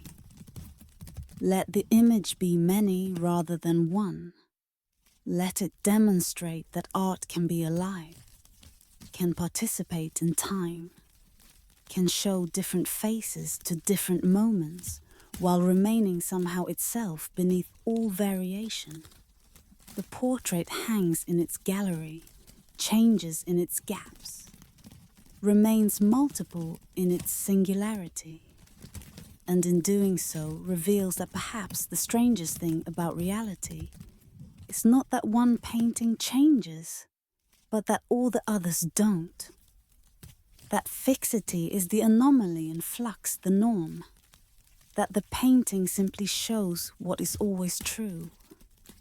That matter prefers motion to stillness, variation to constancy, the many to the one, and it's been showing this all along to anyone willing to look away, and then look back and notice what shifted in the interval.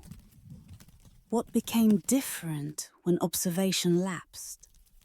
What the world becomes when we stop insisting it remain the same and allow it the freedom to be what it apparently wants to be, changing, flowing, alive with possibility, refusing to be reduced to single static representation even when captured in paint on canvas, even when hung in galleries, even when observed by eyes that expect permanence, and receive instead the gift of transformation, the blessing of flux, the truth that nothing is as fixed as it appears, and everything, even portraits, even art, even the deadest materials, somehow lives. In a courtyard where pilgrims rested between the exhaustions of journey and the demands of devotion, where the road paused before continuing towards shrines and temples that had drawn travelers for centuries, there stood a well that served water and prophecy in equal measure. Not prophecy in words, not oracles delivered through priestesses or visions granted to the spiritually prepared, but prophecy nonetheless, visual, undeniable, available to anyone who approached the well's stone rim and looked down into water that showed not what was, but what would be. The well reflected tomorrow's sky. Look into it at dawn, and you would see not the pale light of morning orantly brightening the eastern horizon, but the full afternoon sky that would arrive hours hence, clouds that had not yet formed, colours that would appear only at sunset, stars that would emerge only after darkness. The reflection was never of the present moment, always of the future. Always accurate, always showing truly what the heavens would display hours or days later, giving those who look down into its depths a preview of weather and celestial events before they occurred in the observable sky. The well had no plaque explaining this property. No signage warned travellers that what they saw in the water would not match what hung above them. The discovery was made individually, repeatedly, as each new visitor noticed the discrepancy, and then, after initial confusion or dismissal, observed the sky changing throughout the day to eventually match what the well had showed hours earlier. Cloud formations appearing in the same configurations the water had reflected. Sunsets displaying the same colours the morning water had previewed. Stars emerging in the patterns the afternoon water had already shown. The accuracy was perfect. Or if not perfect, so close to perfect that no observer could detect error. The well showed what would be and what would be duly arrived, conforming to the reflection with a precision that eliminated coincidence as explanation. This was not vague prediction or general forecasting. This was specific, detailed foresight, showing the exact arrangement of clouds, the precise colour gradations of sunset, the particular configuration of celestial bodies that would be visible hours or days hence. Scientific investigation yielded nothing. The water came from underground springs, channeled through rock, emerging in the well through mechanisms identical to countless other wells that showed only ordinary reflections of present conditions. Chemical analysis revealed standard mineral content for the region. The water's temperature was unremarkable. Its clarity was good but not exceptional. Nothing about the water itself suggested special property. The well's construction was examined. Perhaps the stone rim or the well shaft created optical effects that somehow captured future light and reflected it before it had actually arrived. But the geometry was simple. A circular shaft, properly vertical, lined with fitted stone that showed centuries of wear but no unusual features. The depth was adequate but not exceptional. Light reached the water surface easily, reflected according to normal optical principles. Nothing in the physical structure explained why the reflection should show anything except what stood above it in the present moment.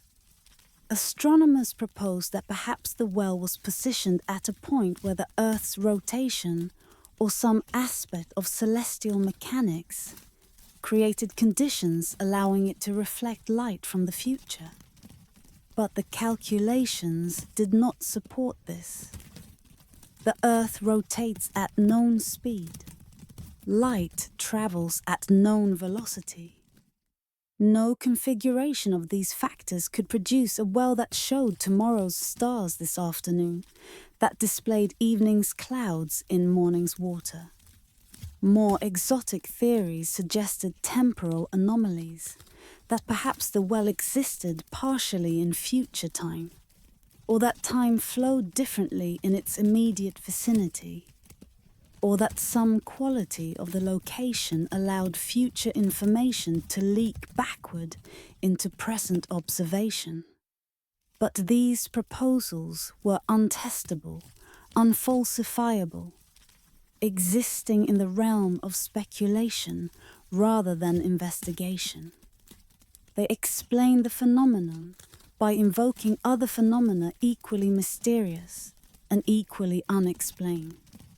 The pilgrims who used the well did not particularly care about the mechanism. They consulted it as they might consult any other tool, drinking its water when thirsty, washing in it when dusty from the road, and looking into it when they wanted to know whether the evening would bring clear sky for continued travel, or rain requiring shelter. The well prophecy was practical, immediate, useful in the way that weather prediction is always useful to those whose plans depend on conditions. Some reported using the well's foresight for deeper purposes. A pilgrim contemplating whether to continue their journey or turn back might look into the well, see storm clouds gathering in tomorrow's sky, and interpret this as sign or omen suggesting which choice to make. Another might see clear stars and take this as encouragement that the path ahead was blessed, that they should proceed with confidence toward their destination. But the well showed only sky. It did not show personal futures, did not reflect individual destinies or reveal private outcomes. It was not oracle or fortune teller, but simply a source of information about atmospheric and celestial conditions that would prevail in coming hours. The limitation was absolute. The well showed tomorrow's weather with perfect accuracy, but showed nothing else. Answered no other questions, revealed no futures except the future of the sky. A few observers noted that the well's reflection seemed to show different futures depending on when you looked. Check the water in the morning and it might show afternoon clouds. Check again at noon and the reflection might show clear evening sky. Return at dusk and tomorrow morning's dawn might appear in the water. The well was always looking forward, always showing what had not yet arrived. But the specific future it showed depended on the present moment of observation.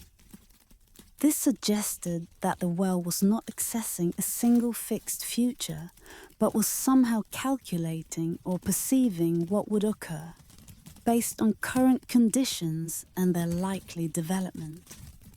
The morning clouds it showed in the afternoon were the clouds that would form if present atmospheric conditions continued evolving as they were currently evolving. If conditions changed, if wind shifted or temperature dropped unexpectedly, the well's reflection would adjust, showing the new future that would result from the changed present. Or perhaps the well was simpler than that. Perhaps it was just showing what would happen, what was already determined by current conditions even if not yet visible. What was inevitable given the state of the atmosphere and the laws governing weather and celestial mechanics? Perhaps the future it reflected was not uncertain or changeable, but simply not yet manifest, already written in the present, but requiring time to unfold, visible to the well even though hidden from ordinary observation. Pilgrims developed rituals around the well. Some would look into it at the same time each day, documenting what they saw, comparing the well's reflection to the sky that later appeared, maintaining records that confirmed the well's accuracy across weeks or months of observation. Others treated it as meditation, looking into water that showed tomorrow as a way of practicing acceptance of what would come, of surrendering anxiety about the future by seeing that it was already determined, already visible to those who knew where to look. A few reported that using the well changed their relationship to time. Knowing tomorrow's weather made the present feel different, less urgent perhaps, or more precious, or simply strange in the way that all present moments feel strange when you already know how they will resolve. The future's previewing created a kind of temporal displacement, a sense of living in two times simultaneously, the present as experienced and the future as already known through the well's reliable prophecy. What would it mean to live always with such foresight? To always know tomorrow's sky, tomorrow's weather, tomorrow's celestial display before it occurred? Would it provide comfort, the security of knowing, the absence of weather-related uncertainty? Or would it create unease, the feeling that the future had already happened, that the present was merely catching up to what was already determined, that free will and chance and the open possibilities of unknown tomorrow had been replaced by the close certainty of tomorrow already seen in today's water? The well offers no answer to such questions. It simply reflects, shows tomorrow's sky, continues its patient prophecy without comment or interpretation, without suggesting whether its foresight is blessing or burden, whether knowing the future improves the present or diminishes it. The water shows what will be, and what will be arrives on schedule. And those who looked are left to determine for themselves whether they are glad they saw or wish they had allowed tomorrow to remain hidden until tomorrow's actual arrival. Tonight, as you drift towards sleep, imagine looking into that well. The water shows tomorrow, not your tomorrow necessarily, not the personal future of choices and consequences, but simply tomorrow's sky, tomorrow's weather, tomorrow's light. And knowing this, knowing what atmospheric conditions will prevail, You turn away from the well and face the remainder of today, carrying with you the knowledge of what comes next in the one small domain where the well grants foresight. Does it change anything? Does knowing tomorrow's weather alter how you experience this evening? Does seeing tomorrow's stars before they emerge make tonight's stars more or less precious? Does certainty about one small aspect of future make you more anxious or more peaceful about all the futures the well cannot show? All the tomorrows that remain hidden in the depths where even prophetic water cannot reflect them? The well continues its work. Pilgrims pass. Some look, some don't. Those who look see tomorrow's sky and then must decide what to do with that information, how to hold it, whether to trust it or test it or ignore it entirely, despite its perfect accuracy. The water reflects without agenda, shows without interpretation, grants foresight without also granting wisdom about whether foresight helps or hinders the living of days that must be lived, regardless of whether their weather is known in advance. Perhaps that is the well's teaching. Not that the future can be known. It demonstrates that clearly enough, but that knowing the future is separate from understanding the present. That prophecy about sky does not grant prophecy about self. That the well can show tomorrow's clouds, but not tomorrow's choices. Tomorrow's stars, but not tomorrow's significance. Tomorrow's weather, but not whether tomorrow will bring joy or sorrow, progress or setback, continuation or change in the interior weather. That matters more than any atmospheric condition the well could possibly reflect. Look into it if you wish. See tomorrow's sky. Carry that knowledge into today and discover whether it makes any difference at all except to confirm what you perhaps already suspected. That some futures can be known while others must be lived. That certainty about weather coexists with uncertainty about everything else. That the well reflects sky, because sky is simple, predictable, governed by laws that make tomorrow's clouds visible to anything that can calculate their formation, but cannot reflect the human futures that remain blessedly, frustratingly, necessarily hidden until they arrive and become present and teach us what no oracle, no prophetic water could have shown in advance. What it feels like to live this moment, this now, this present, that no reflection can capture because it is always already changing. At specific degrees of latitude, in the waters where navigation demanded careful attention to position and heading, sailors across centuries reported hearing music. Not from other vessels. Ships were rare in these waters, and the music persisted even when no other craft was visible for hundreds of miles in any direction. Not from shore. These latitudes cross deep ocean, far from any land, days from the nearest coast.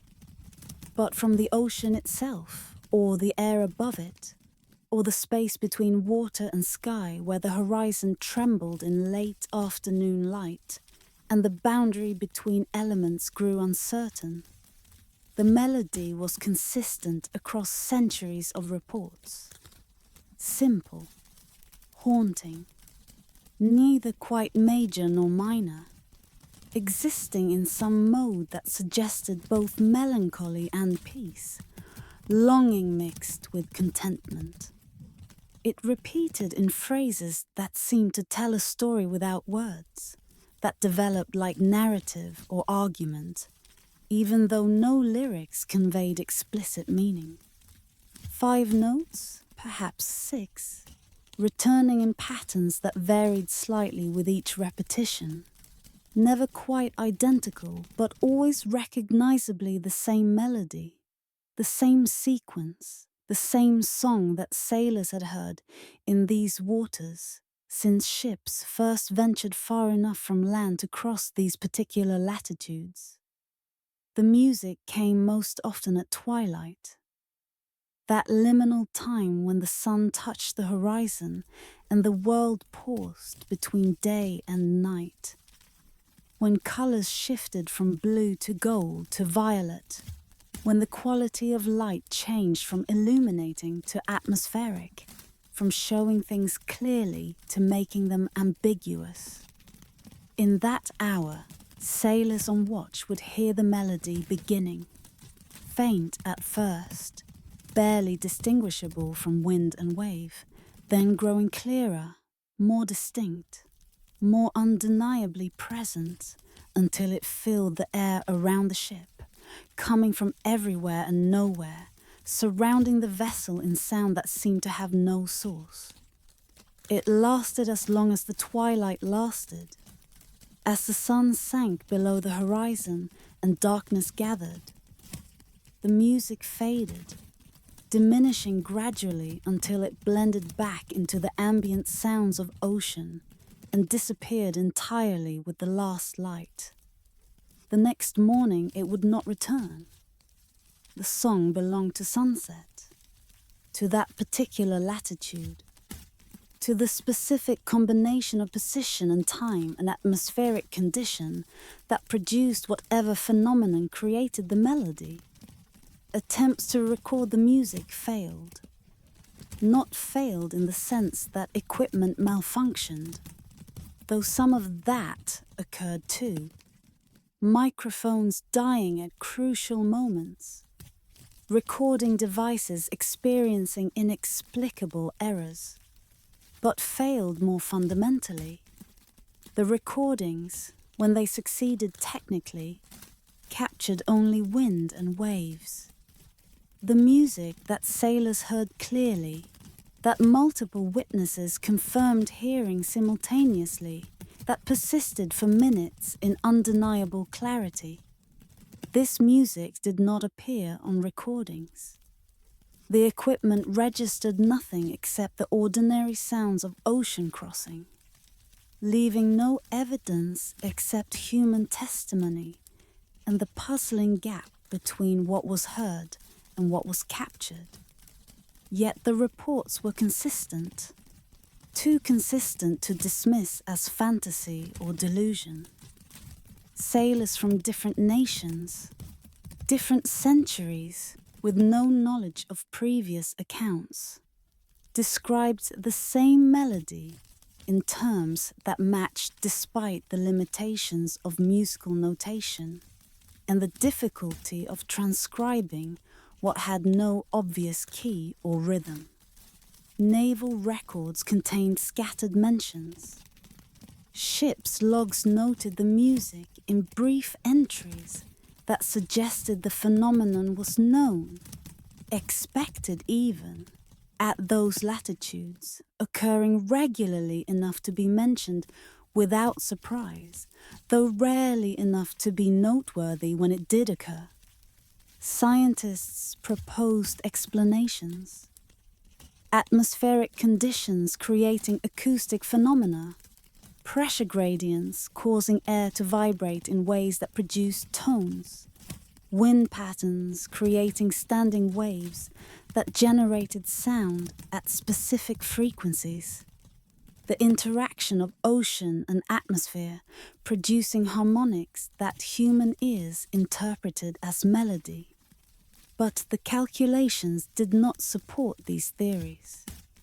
The tones required to produce the melody sailors described would require atmospheric conditions that did not occur in those regions.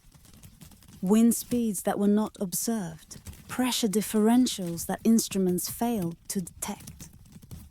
Others suggested biological sources.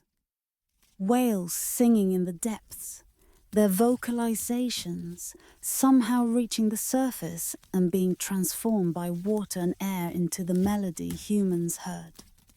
But whale songs were known, documented, recordable.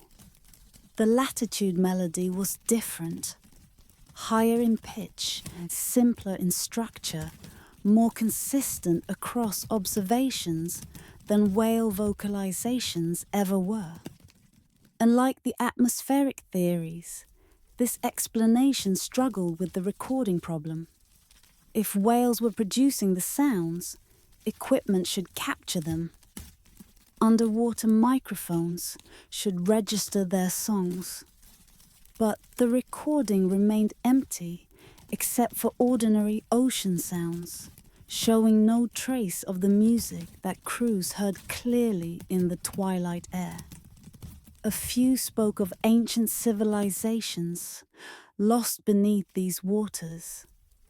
Cities submerged when sea levels rose or islands sank. Their inhabitants drowned, but their culture somehow persisting in the depths. The music, these theories suggested, was the last song of a lost people, still rising from ruins on the ocean floor, still carried upward through fathoms of water and darkness to sound briefly in the twilight air above. A memorial or a warning, or simply the persistence of something that refused to be completely silenced by catastrophe and time. The melody's specific character lent some credence to such romantic notions. It did sound like human music, like something composed rather than accidentally generated by natural forces. It had structure, phrases that developed, themes that recurred, a sense of intentionality that random atmospheric vibrations should not possess. And it carried emotion, or sailors heard emotion in it, interpreted the tones as expressing something deliberate, something meant, something that wanted to be understood even though it spoke in a language of pure sound without words. Some swallows reported feeling drawn by the music, feeling an urge to dive into the water and swim downward toward whatever source produced the melody. These impulses were resisted. Practical concerns about drowning prevented anyone from following the music to its origins. But they were noted, recorded, passed along as warnings to future crews crossing these latitudes. The music was beautiful but not necessarily safe. It called to something in the listener, awakened longing for what could not be reached, created desire for connection with whatever presence sang from the depths or the distance, or the thin membrane between water and air where impossible things became audible. What did the music mean? Assuming it meant anything, assuming it was more than accidental harmonics or misheard wind, what message did it carry? What story did it tell? What information was encoded in those simple phrases that repeated with slight variations through each twilight performance? No consensus emerged. Each listener heard something slightly different, interpreted the melody according to their own emotional state, their own history, their own readiness to find meaning in ambiguous sounds. For some it was melancholy, a lament for what was lost, for civilizations drowned or species extinct, for beauty that had once existed and now persisted only in this fragment of song. For others it carried peace, acceptance of endings, acknowledgement that all things pass, comfort in knowing that even what sinks below the surface might continue in different forms. transformed but not entirely godsetsinit. Ons. A few heard warning, danger. The suggestion that these waters held more than charts indicated that the depths concealed presences that should not be disturbed. That the melody was not invitation, but deterrent. Not welcome, but reminder that some spaces belong to others and should be traversed with respect and speed. The music continues, presumably. Ships cross those latitudes less frequently now. Modern routes often avoid these waters, favoring lanes where traffic is heavier and rescue closer if needed. But when vessels do pass through, when crews keep watch at twilight, some still report hearing the melody, still describe the same simple phrases, the same haunting tone, the same sense that the music comes from everywhere and nowhere, that it surrounds the ship without seeming to have a source, that it asks something of the listener, even though the ask remains wordless, formless, impossible to name or answer. Tonight, in the darkness where consciousness drifts between waking and sleeping, perhaps you cross those latitudes. Perhaps in the twilight of awareness, where thoughts lose their clarity, and the boundary between self and not self grows uncertain, you hear the music rising from depths you did not know you contained. Simple melody, wordless phrases, the song that has no source but persists anyway, that cannot be recorded but can be heard, that means something even though the meaning changes with each listener, each moment, each crossing through the latitudes where the impossible becomes audible. Listen, not with the ears that hear ordinary sound, but with whatever sense perceives the music that recordings cannot capture, that exists only in the space between observer and observed, between objective and subjective, between the provable and the undeniable. The melody is there, or was there, or will be there when you reach the right latitude, the right moment, the right combination of position and twilight and openness to hearing what should not be audible. And when you hear it, let it teach what the sailors learned, that the world is full of presences we cannot locate, but can nevertheless encounter, that music exists, that no instrument can capture but human consciousness can register, that the depths hold more than charts can map, that sometimes the most beautiful experiences are the ones that leave no evidence except memory and testimony, that refuse to be proven, yet remain undeniably real to those who have been fortunate or unfortunate enough to cross the latitudes where they occur.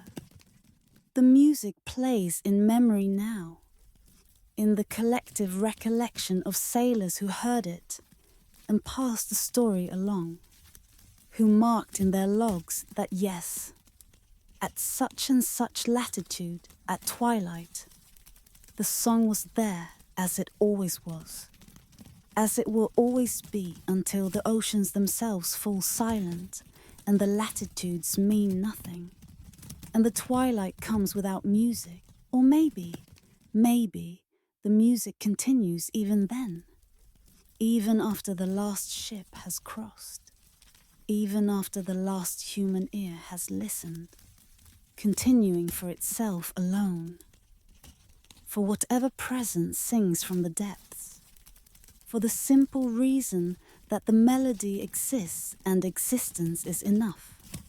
Meaning is optional. Audience is unnecessary. The song is the song and it sings because that is what songs do. What they have always done. What they will always do in the places where they live. In the latitudes where they sound.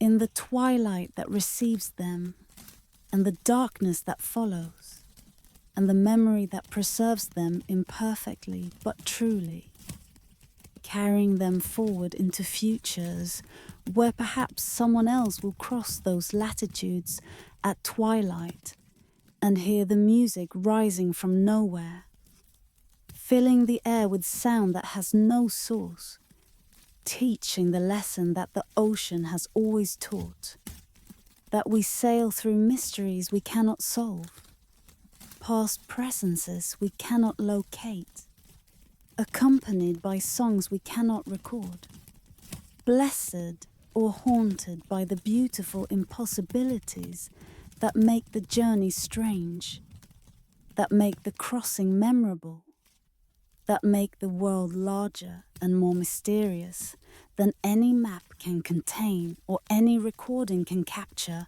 or any explanation can reduce to something comfortable and known. In a tower that had served various purposes across centuries of use, defense platform during wars, prison during times of civil disorder, observatory when astronomical pursuits held official favor, the spiral staircase that connected ground level to the tower's heights presented a paradox that defied both geometry and logic, yet persisted across hundreds of years of verification. Ascending the stairs, counting each step as you climbed, you would reach the top after climbing 42 steps. Descending those same stairs, counting again with the same care, you would find 43 steps between the heights and the ground. The count was consistent, reproducible, verified by countless climbers who made the journey up and down in succession, who counted carefully both times, who confirmed that somehow the number changed depending on the direction of travel. Going up, 42 steps, coming down, 43. The extra step existed only on the descent, only on the downward journey, appearing somewhere in the spiral without revealing where or how it manifested. Skeptics assumed error. Counting mistakes were common, especially on spiral stairs where the repeating pattern could cause miscounts, where distraction or fatigue might lead to skipping or doubling a step in the tally. But the paradox survived careful counting, survived multiple independent verifications, survived attempts to mark each step with chalk or paint to ensure accuracy. The marks confirm the phenomenon rather than explaining it. 42 marked steps going up, but somehow 43 between top and bottom when descending. Architects examined the structure. Perhaps the answer lay in the tower's construction, in some trick of medieval engineering that created the illusion of different counts depending on direction. But the measurements were unambiguous. 42 distinct steps existed in the physical structure. Each step could be measured, its rise and tread documented, its position in the sequence verified. There were not 43 physical steps. The structure contained only 42. Yet descending, you counted 43. The height of the tower was measured. The vertical distance from ground to top platform was fixed, unchanging, divisible by the number of steps to determine the average rise per step. Using 42 steps, the calculation yielded a rise that matched the measured height perfectly. Using 43 would create a discrepancy, would suggest steps shallower than they actually were, would fail to account for the total vertical distance. The physical reality supported 42 steps. The counting experience provided 43 on descent. Some proposed that the extra step was psychological rather than physical, that descending required a different gait than ascending, that the downward journey involved additional foot placements that felt like steps even though they didn't correspond to actual stair structures. Perhaps climbers touched the landing at the bottom with an extra step, or made some compensatory movement that registered in their count, despite not being an actual stair. But this explanation could not account for the consistency. Surely different people would make different compensatory movements, would generate different counts, rather than universally arriving at 43. Others suggested the staircase existed in slightly different spatial configurations, depending on direction of travel. That going up and going down might somehow traverse different paths through the same structure. Paths that looked identical but measured differently, contained different numbers of steps, despite occupying the same tower. But this required geometries more complex than Euclidean space allowed. Required the staircase to exist in states that should be physically impossible. Required accepting that the same structure could contain both 42 and 43 steps simultaneously without contradiction. The tower's history added layers to the mystery. Built in medieval times, modified across centuries, used for various purposes that might have involved alterations to the stairs. Perhaps at some point a step had been added or removed, creating a configuration that existed partially in memory and partially in present structure, that counted differently depending on whether the climber's perception was drawing on historical or current reality. But no records documented modifications to the staircase, and physical examination showed no evidence of steps added or removed from the original construction. Local tradition held that the discrepancy was deliberate, a feature rather than a flaw, a reminder built into the tower that ascent and descent were not simple reversals of each other, but distinct journeys that measured differently despite traversing the same space. Going up was always easier to count than coming down, the tradition suggested. The journey upward was clear, definite, countable, in straightforward sequence. But descent required more care, more attention, more steps, literally or metaphorically, because returning from heights was always more difficult than achieving them, required more effort even though gravity assisted, demanded more caution even though the destination was familiar. This interpretation resonated with those who climbed the tower. The ascent did feel different from the descent. Going up, you focused on reaching the top, on the goal ahead, on the platform that would reward your climbing. The steps were obstacles to overcome, challenges to surmount, physical efforts that brought you closer to your destination. But coming down, the steps became different things, no longer obstacles but necessities, structures that prevented falling, supports that allowed controlled descent.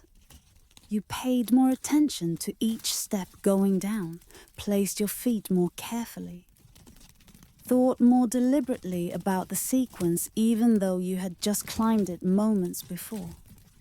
Perhaps the extra step was that attention.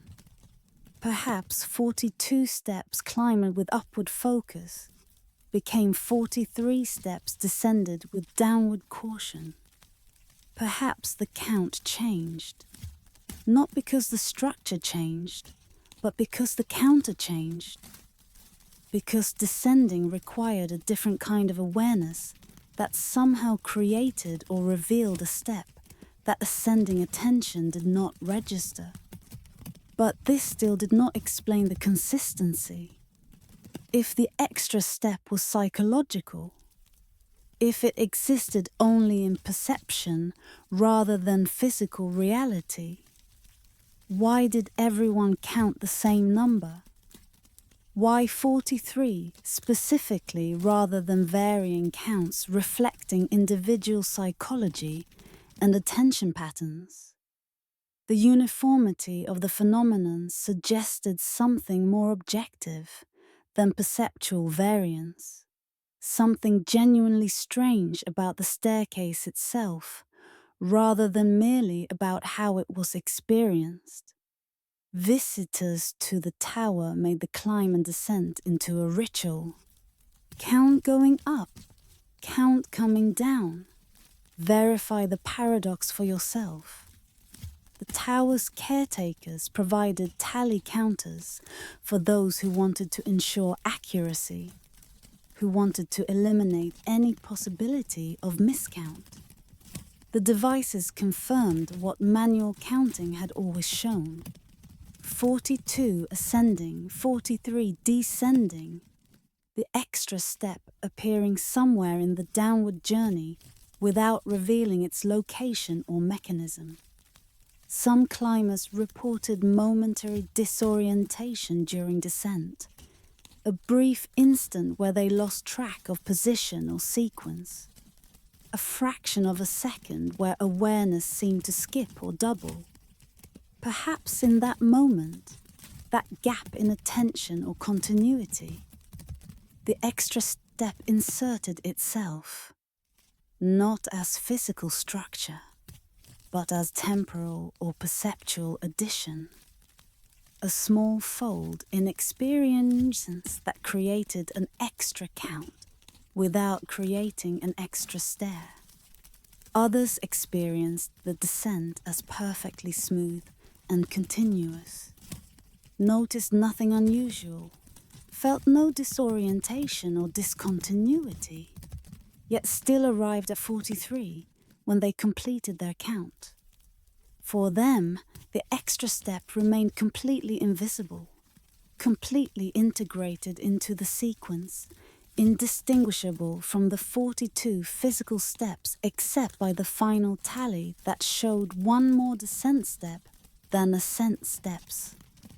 The tower stands. The stairs spiral upward and downward through the same physical space, connecting the same 2 points, serving the same purpose they have served for centuries. Visitors continue climbing, continue counting, continue verifying that yes, the paradox persists, the numbers remain different. The staircase somehow contains both 42 and 43 steps, depending on which direction you travel. Tonight, as consciousness begins its descent from waking into sleep, perhaps you stand at the top of that tower. Below you, the spiral stairs leading downward into darkness, into rest, into the depths where consciousness goes when released from the demands of remaining alert. How many steps will it take to reach the bottom? The same number you climbed to get here, or one more, or infinitely more, because descent into sleep never quite completes, never quite reaches final ground, but spirals endlessly downward through layers of consciousness that have no bottom, no final step, only deeper and deeper levels that contain always one more step than you expect. Count if you wish. Mark each thought as it passes, each release as you let go of the day's holdings, each breath as you spiral downward through the tower of awareness toward the ground of sleep. Will you arrive at the same count that brought you up this morning? Or will descent add steps, create extras, reveal that the journey down always takes more than the journey up, even when traversing the same staircase, even when the structure should be identical in both directions. The staircase knows something we forget, that ascent and descent are not symmetrical, not reversible, not mirror images of each other, even when they use the same physical path. Going up and coming down measure differently because they are different. Different in effort, different in attention, different in what they require and what they reveal, different in ways that manifest as one extra step that exists without existing, that appears without being present, that makes the count change while the stairs remain the same. Descend now. Count or don't count, notice or don't notice. The extra step is there waiting, hiding in the spiral, existing in the gap between what is and what is counted, teaching the tower's ancient lesson that some mysteries persist precisely because they cannot be resolved, cannot be explained away, cannot be reduced to errors or illusions or failures of observation. The staircase counts different going up and down, because that is what staircases do, what they have always done, what they will always do in the towers where paradox is built into stone, where impossibility becomes architecture, where 42 and 43 can both be true, both be accurate, both be the correct count of stairs that exist in quantities that should not vary but do, that should remain constant but change, that should be one number but are somehow, impossibly, mysteriously, undeniably two, in a valley where ancient stones marked boundaries whose purposes had been forgotten, where remnants of civilizations that preceded memory stood anonymous and unexplained. There rose a particular stone that once each year, on a date that varied slightly, that did not correspond exactly to any solstice or equinox or calendrically significant moment, cast its shadow wrong. At noon, when the sun stood at its zenith, and shadow should either compress beneath objects, or disappear entirely, or point north or south, depending on season and latitude. This stone's shadow fell eastward, pointed towards sunrise rather than away from the sun's position, contradicted every law of optics and geometry that governed how light and shadow must behave. The phenomenon occurred only at that precise moment, noon on that specific day. Before noon, the shadow behaved normally, rotating with the sun's movement according to expected patterns. After noon, normal shadow behavior resumed. But at the instant when the sun crossed its highest point in that valley sky for perhaps 5 or 10 minutes, the stone's shadow stretched eastward across grass and earth, pointing in a direction that made no physical sense. That suggested the shadow belonged to a different sun than the one that actually hung in the sky above. Astronomers came with instruments. They measured the sun's position with precision, calculated its altitude and azimuth, determined the exact direction from which light should strike the stone. Their calculations showed the shadow should fall southward at that moment, should point away from the sun's position, as all shadows must point. But the shadow fell east, regardless of calculation, regardless of prediction, regardless of what the laws of light and geometry demanded.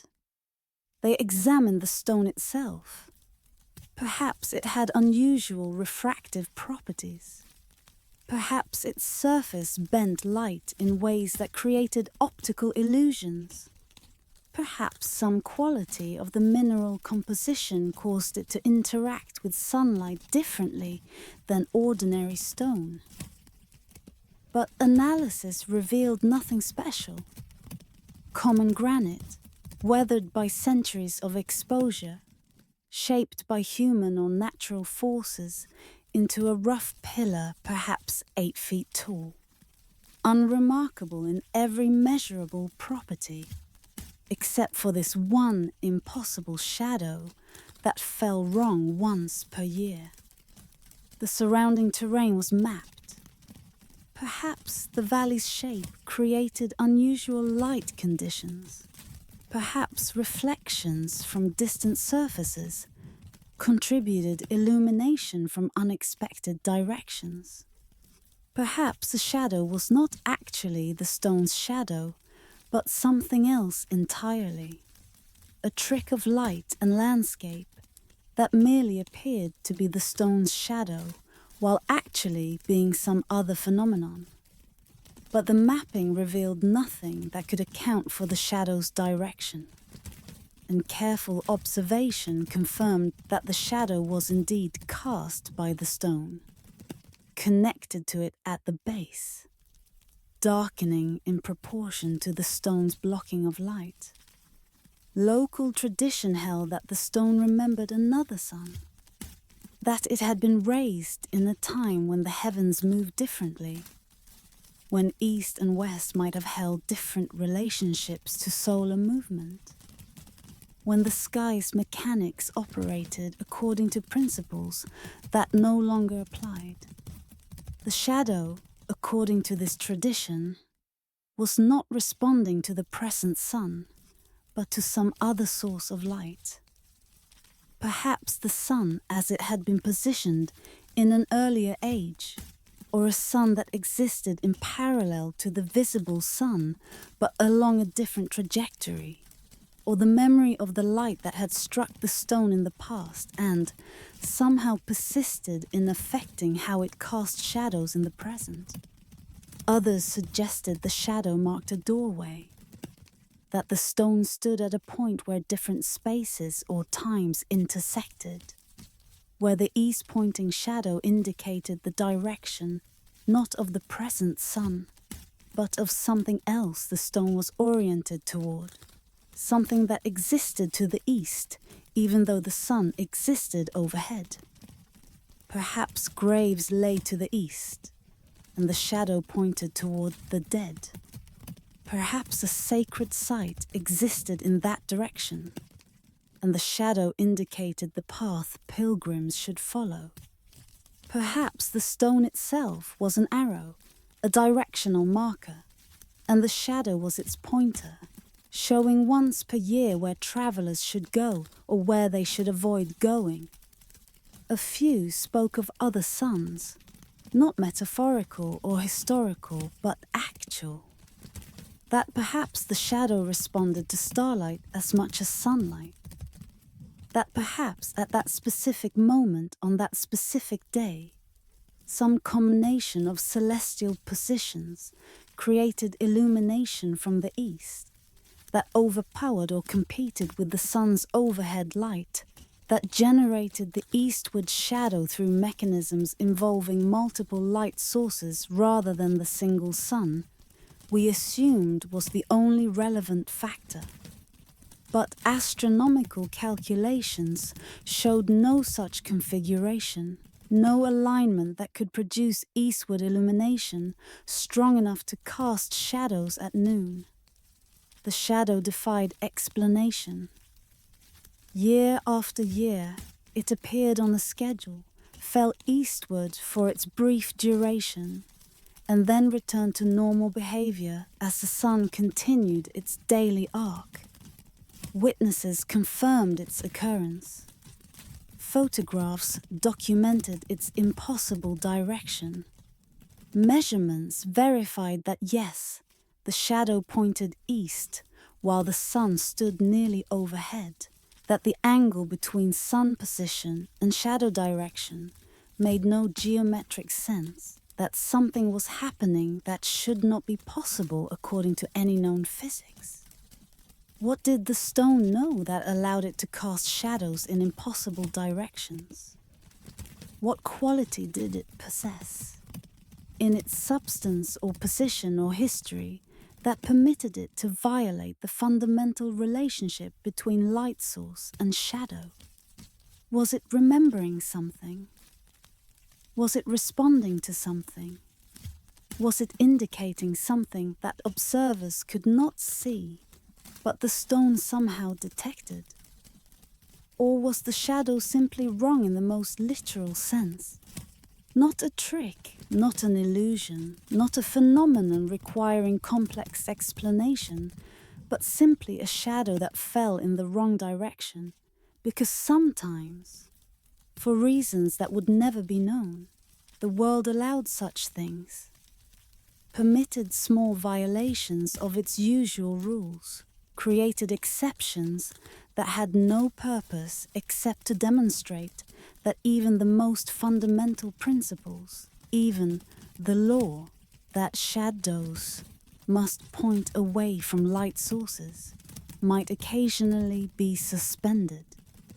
The stone stands in its valley. The day approaches each year when its shadow will fall east at noon. Observers gather if they know about it, if they have heard the reports, if they are curious or skeptical, or simply interested in witnessing something that should not happen but does. They watch the shadow rotating through the morning as it should, pointing west and then northwest, and then north as the sun rises and approaches its zenith. And then, at noon, or whatever moment the sun reaches its highest point on that particular day, the shadow begins to shift.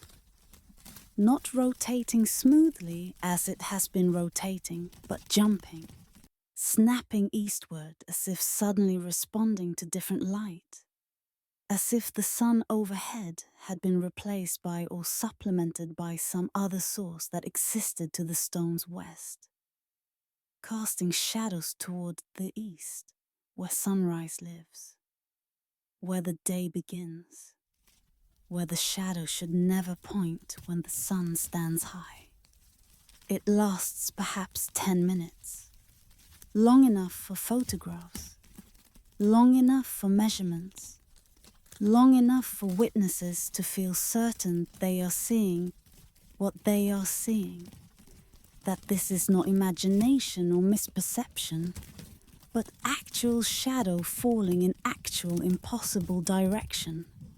And then, as the sun begins its afternoon descent, the shadow returns to normal behavior, resumes pointing away from the light source, rotates through the afternoon according to the rules that govern all shadows everywhere, except for those 10 minutes once per year, when this particular stone's shadow demonstrates that even light and shadow, even the most basic, observable, predictable relationships in physical reality, contain exceptions, contain moments when the usual rules do not apply, contain mysteries that persist despite measurement and documentation and the best efforts of science to explain why impossible things occasionally, briefly, undeniably happen tonight.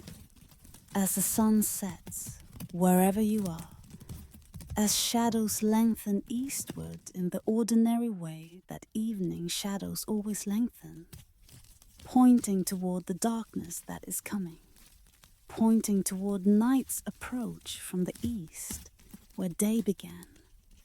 Imagine that stone standing in its valley. The day when its shadow will fall wrong is months away, perhaps, or weeks, or days. But it is coming. The moment approaches when noon will arrive, and the shadow will point east, and witnesses will confirm again what has been confirmed countless times.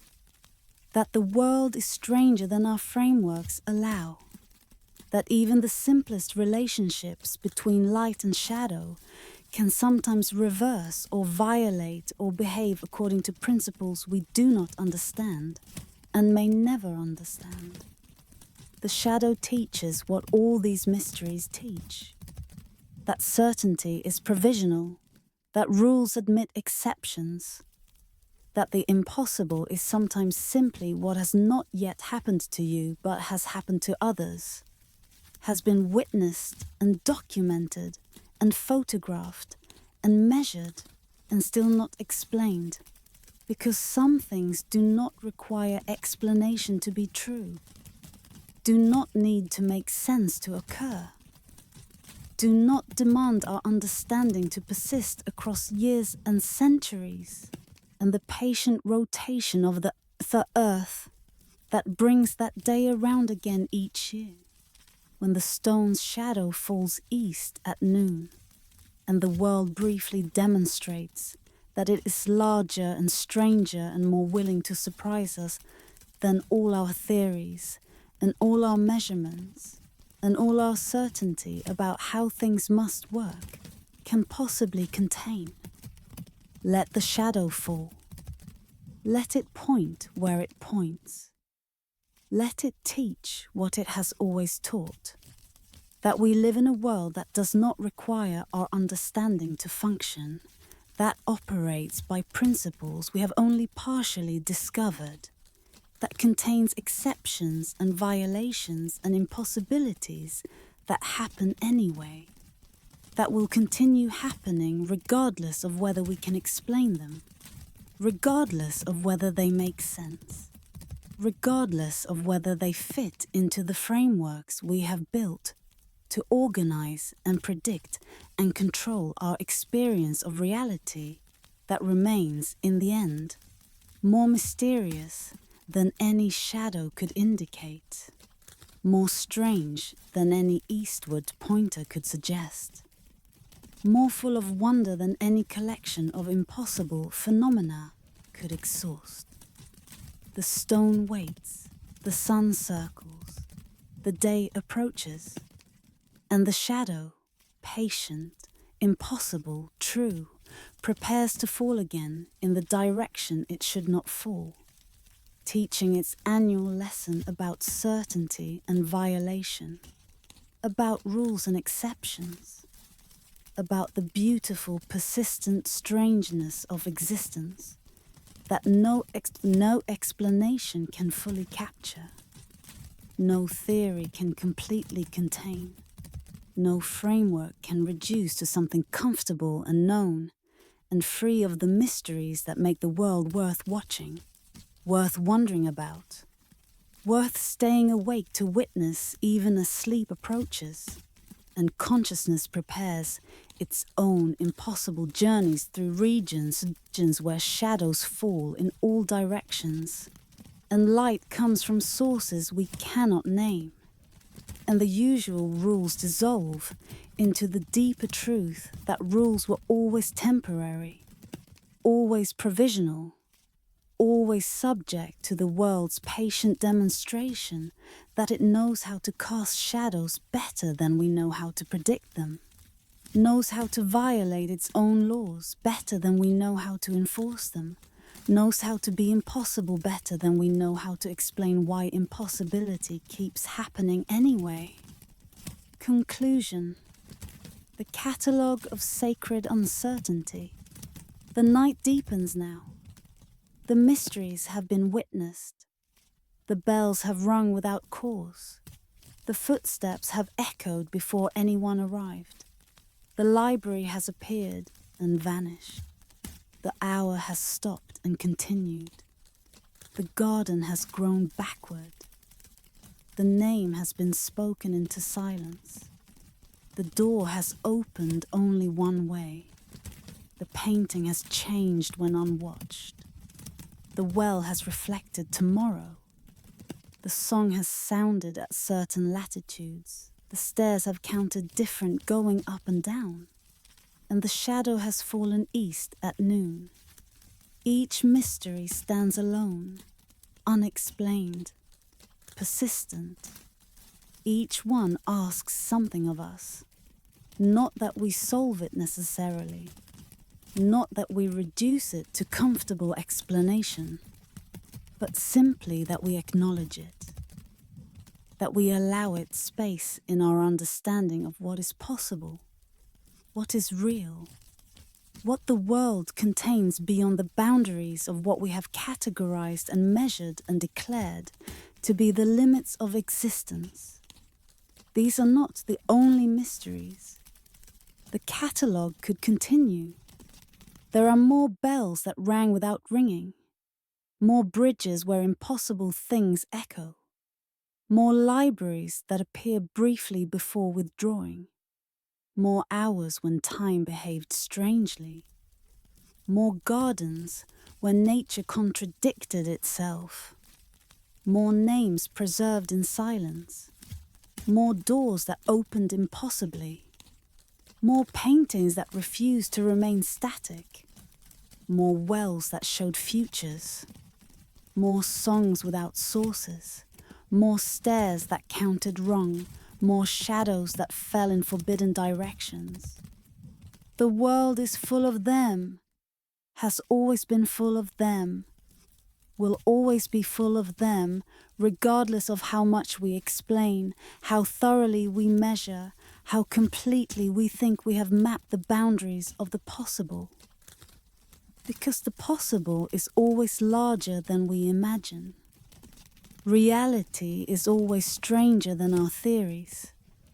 The universe is always more willing to surprise us than we are willing to be surprised. What do we do with these mysteries?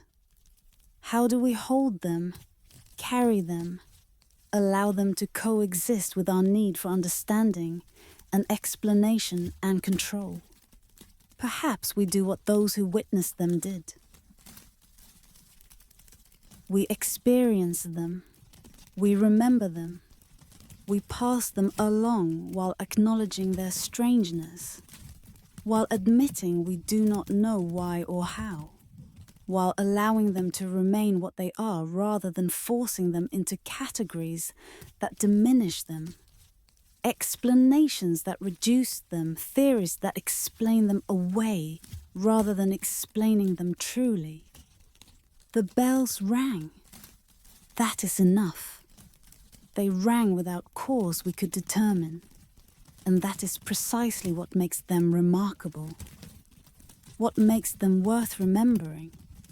What makes them worthy of this catalogue of sacred uncertainties. If we knew why they rang, if we could explain the mechanism completely, if we could reproduce the phenomenon on de Massendaer, they would lose something essential. They would cease to be mystery and become merely curiosity, cease to be sacred and become merely interesting, cease to point toward the vast unknown and become instead another small piece of the known, filed away, categorized, rendered safe and manageable and ultimately forgettable.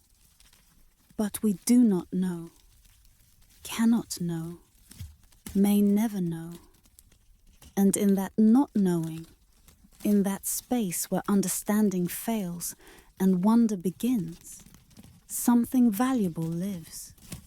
Something that feeds the part of human consciousness that needs mystery as much as it needs certainty, that requires the unknown as much as it requires the known, that depends on the impossible occurring occasionally to prevent the possible from becoming a prison.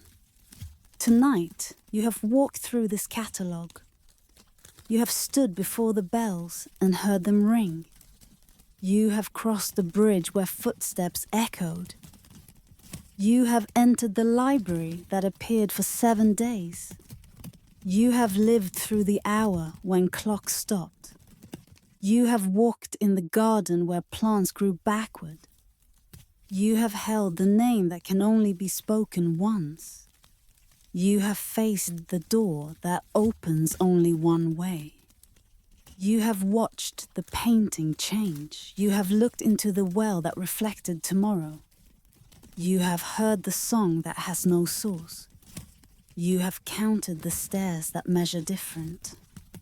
You have seen the shadow fall impossibly east. And now, having witnessed these mysteries, having allowed them to exist in your awareness without demanding they make sense, without insisting they be explained, you can carry them with you into sleep. You can let them accompany your descent into the regions where consciousness itself becomes mysterious, where thoughts flow in impossible directions, where time behaves strangely, where the usual rules dissolve and dream cast their own impossible shadows, their own paradoxical counts, their own songs from unknown sources. Sleep is like these mysteries. It happens every night, yet we do not understand it. We experience it directly, yet cannot observe it while it occurs. We need it absolutely, yet cannot explain why consciousness must periodically cease, why awareness must dissolve, why we must spend a third of our lives in states we cannot remember, pursuing narratives we cannot control, existing in spaces that vanish upon waking. So let the mysteries teach you how to sleep. Let them show you that not everything requires understanding to be valuable, that some experiences are meant to be had rather than explained, that consciousness can release its grip on certainty and control and allow itself to drift into regions where the impossible becomes normal, where paradoxes resolve themselves through direct experience rather than logical analysis, where mysteries simply are what they are without apology or explanation. The bells will ring again somewhere, sometime, without cause. The footsteps will echo on bridges where no one walks. The libraries will appear and vanish according to schedules we cannot predict. The hours will stop while time continues. The gardens will grow in all their backward glory. The names will be spoken into silence once per generation. The doors will open only one way. The paintings will change when no one watches. The wells will reflect tomorrow's skies. The songs will sound at certain latitudes. The stairs will count different going up and down. And the shadows will occasionally, impossibly, fall east at noon. These things will happen, are happening, have always happened, will always happen in the spaces between what we know and what we can know, in the gaps where certainty gives way to wonder, in the territories that belong not to science or religion or philosophy, but to direct experience, to witnessing, to the simple act of being present when something impossible occurs and choosing to remember it truly rather than editing it into something more comfortable, more explainable, more compatible with the frameworks we use to organize reality. You are witness now. You have seen the catalogue. You carry these mysteries with you, not as solved puzzles, but as open questions, not as explained phenomena, but as persistent wonderings, not as comfortable knowledge, but as sacred uncertainty that asks nothing except that you allow it to exist, to persist, to remain mysterious, while you continue your own mysterious journey through a world that is always stranger than you think, always more full of impossibilities than you believe, always ready to surprise you with one more bell ringing without cause, one more shadow falling in forbidden directions, one more demonstration that reality is larger and weirder and more accommodating of paradox than any theory you could possibly construct. Rest now. Let the mysteries rest with you.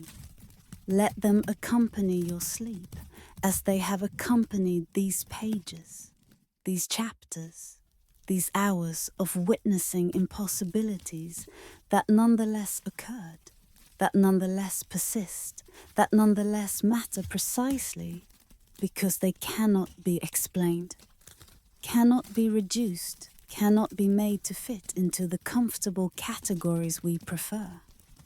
The night is deep.